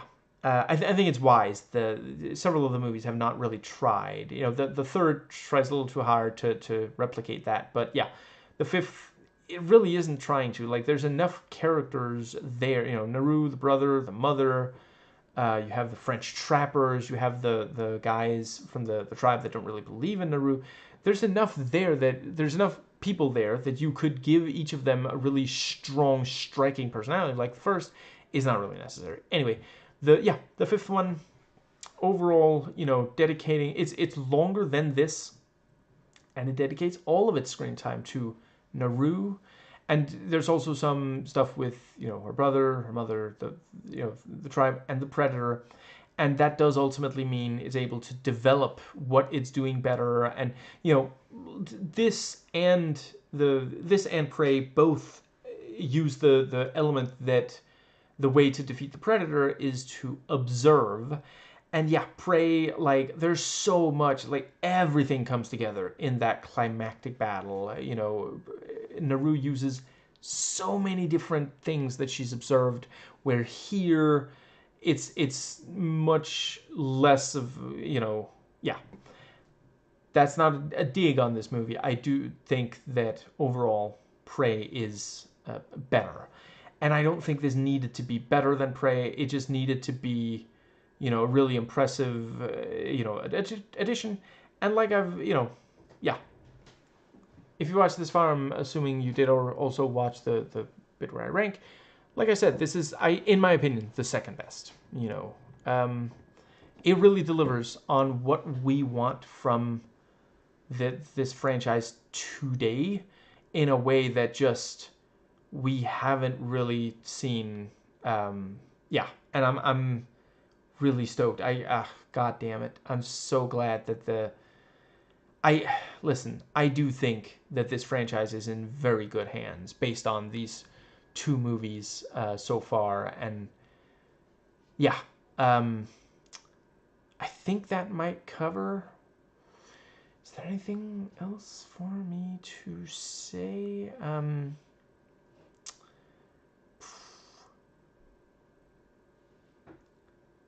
Yeah, I think that might be yeah, it was really cool seeing more of like Predator, seeing this world, possibly the home world, seeing the leader, seemingly of all predators, or at the very least of this group of them. And it's one of those things you got to be careful not to demystify. I thought they handled it just right, and also greatly prefer the beast here to the hunting dogs in the third and fourth movie. I will acknowledge that the beast would not have fit with the tone of those, but that's maybe a reason to not make those two movies, or not make them the way they were made. I think, does that more or less cover?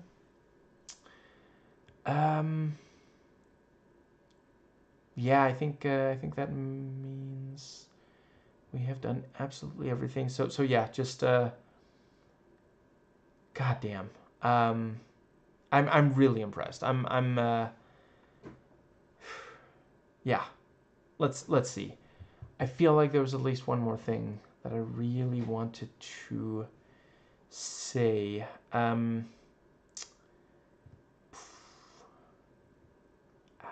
was the?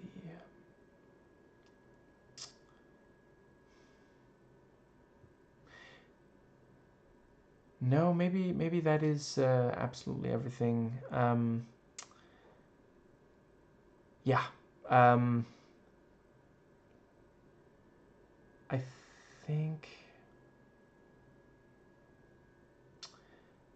Right. I think I wanted to note, one of the reasons why today a lot of us, I'm not saying all, want this like fight between, a predator and some other, yeah, like by today, like I've said it in other videos, my first exposure to both Alien and Predator was not the movies, it was the 1999 Alien vs. Predator video game.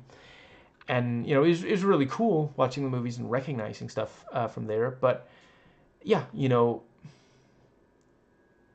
it's been 25 years since since we first got to play, or for some just witness, yeah, predators like fighting aliens and marines, and like actually having this like, yeah, proper fight, which, yeah, and I already mentioned, in the movies we tend not to get that, but yeah, I think it makes a ton of sense to actually embrace the fact that for a lot of people, for a lot of us, yeah, the Predator is almost like a video game character, and we want to see, like, shit. I want to say, don't the Mortal Kombat games, some of the more recent Mortal Kombat games, I'm pretty sure have the Predator as a playable character. He's not really someone that we're like having nightmares about the way that, like, for example, John Carpenter's 1982 The Thing. Like, I don't want to see a fucking movie where the Thing has to like fight physically some other, I fucking love that movie. But yeah, with Aliens and Predator, okay, shit, fuck. 1 second, sorry, brain fart.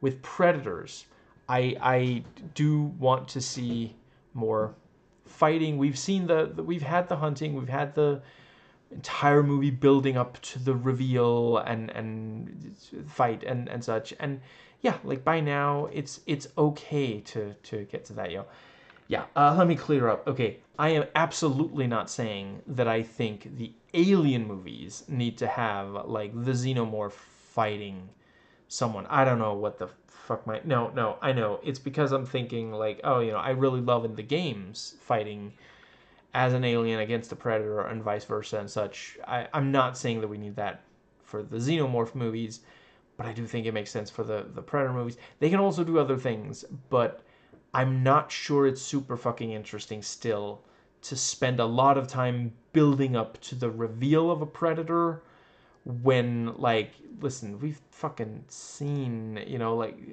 my God, the original movie is almost 40 fucking years old, like, yeah, a lot of people haven't even watched, at least not the first movie, but they know what the character looks like and can do from Mortal Kombat. And like, fucking, right here on YouTube, some people will just like do edit, a collection of the coolest fight moves and such. So yeah, at this point, it is almost like with wrestling. Like we know the character, we just want to say, okay, again, I know a little bit about wrestling. I'm not saying I'm like an expert or something, but from what I understand, there is this thing. Okay, maybe I should relate it more to comic books. It's this thing of like once you meet a character and there's like build up early on, and then maybe the good character turns evil, vice versa. Maybe some of them will go back and forth a bit, and we want to see them go up against someone else. More than just like that. This is someone that we are still really scared of. We are scared of the Predator in the first and the fifth movies, and some parts of some of the others I'll definitely acknowledge. But yeah, it's a bit like how when Wes Craven, R.I.P.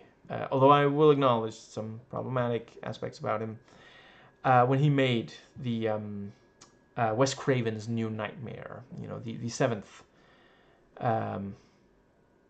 Nightmare on Elm Street movie. Early on he acknowledges, hey, at this point, people aren't really scared of Freddy Krueger anymore. He's just a pop culture figure, and if we want to be scared of him again, we have to do something new and different, which also, like, he fought Jason Voorhees.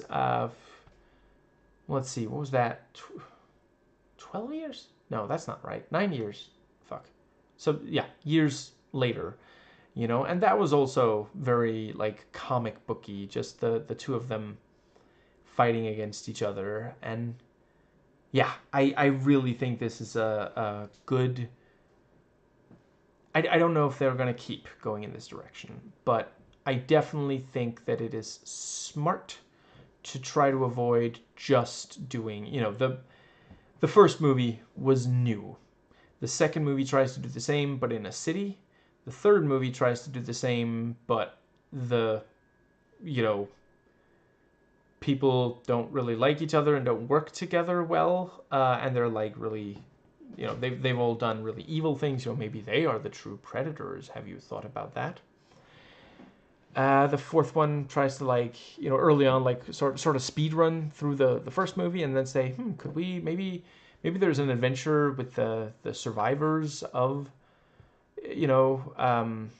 and yeah, then with the fifth one, finally it was like, no, let's go back to basics. Let's just set a foundation. And like, I think it's very impressive how that, like, this does not feel like the second movie in a new, because it sort of is, overall it's the seventh, I realize that, but it's technically sort of the second. It's the second in this new, the fifth movie sort of acts.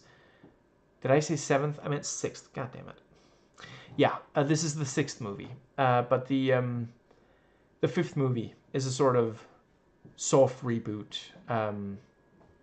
So yeah. Let's see. And yeah, I think it feels like, a kid emptied out all of the, took their entire drawer of toys, emptied it out all out on the floor, and just played with it. Let's have Samurai and Ronin and Viking and, World War II pilot and Predator and Beast Predator and all this, and just like, yeah, you don't have to do a direct sequel to this. You can do other things, but this is a really compelling, yeah, it's and like this thing of it's humans on the Predator homeworld. That's something that I can't say if it's been like in comics or something, but some of the movies, like, it's like, oh, Alien versus Predator Requiem, that's like the Predator homeworld, but we see it for like 2 seconds, and it's cool. I'm not saying that movie needed to show more of it, but just like, no, actually having us humans on the Predator homeworld and access to their technology and like able to kill some predators and such. Like, yeah, that is genuinely really compelling, and it's again something that we've thought would be cool to see, as long as you are careful not to demystify and shit. And God, I feel like there's at least one more point I wanted to make. Yeah, like, you know, the third one, like, it's clearly not the Predator homeworld. It's like they found a planet where they can like hunt, and then there's some predators there, sure, but they're like hunting. It's clearly not actually the Predator homeworld. That's 100% obvious by the end of the third movie. Yeah, just holy shit. I hope I've done a decent job talking about all the amazing stuff this movie does, and just yeah. And yeah, really appreciate, you know, several messages as mentioned, and themes that are really important right now. These are things that we have to, you know, yeah. We have a lot of room for growth, but that's the wonderful thing. As long as you're, you know, your entire life you can spend, you know, becoming even better, self-actualizing. You know, you don't have to ever just resign yourself to, you know, like, listen, there's outside circumstances that you can't necessarily do anything about, but you can try to work to become better, you know. And yeah, I greatly appreciate getting to see, you know, movies like this, and, you know, yeah, hope for a world with less real life violence, although that is definitely going to take a lot of effort.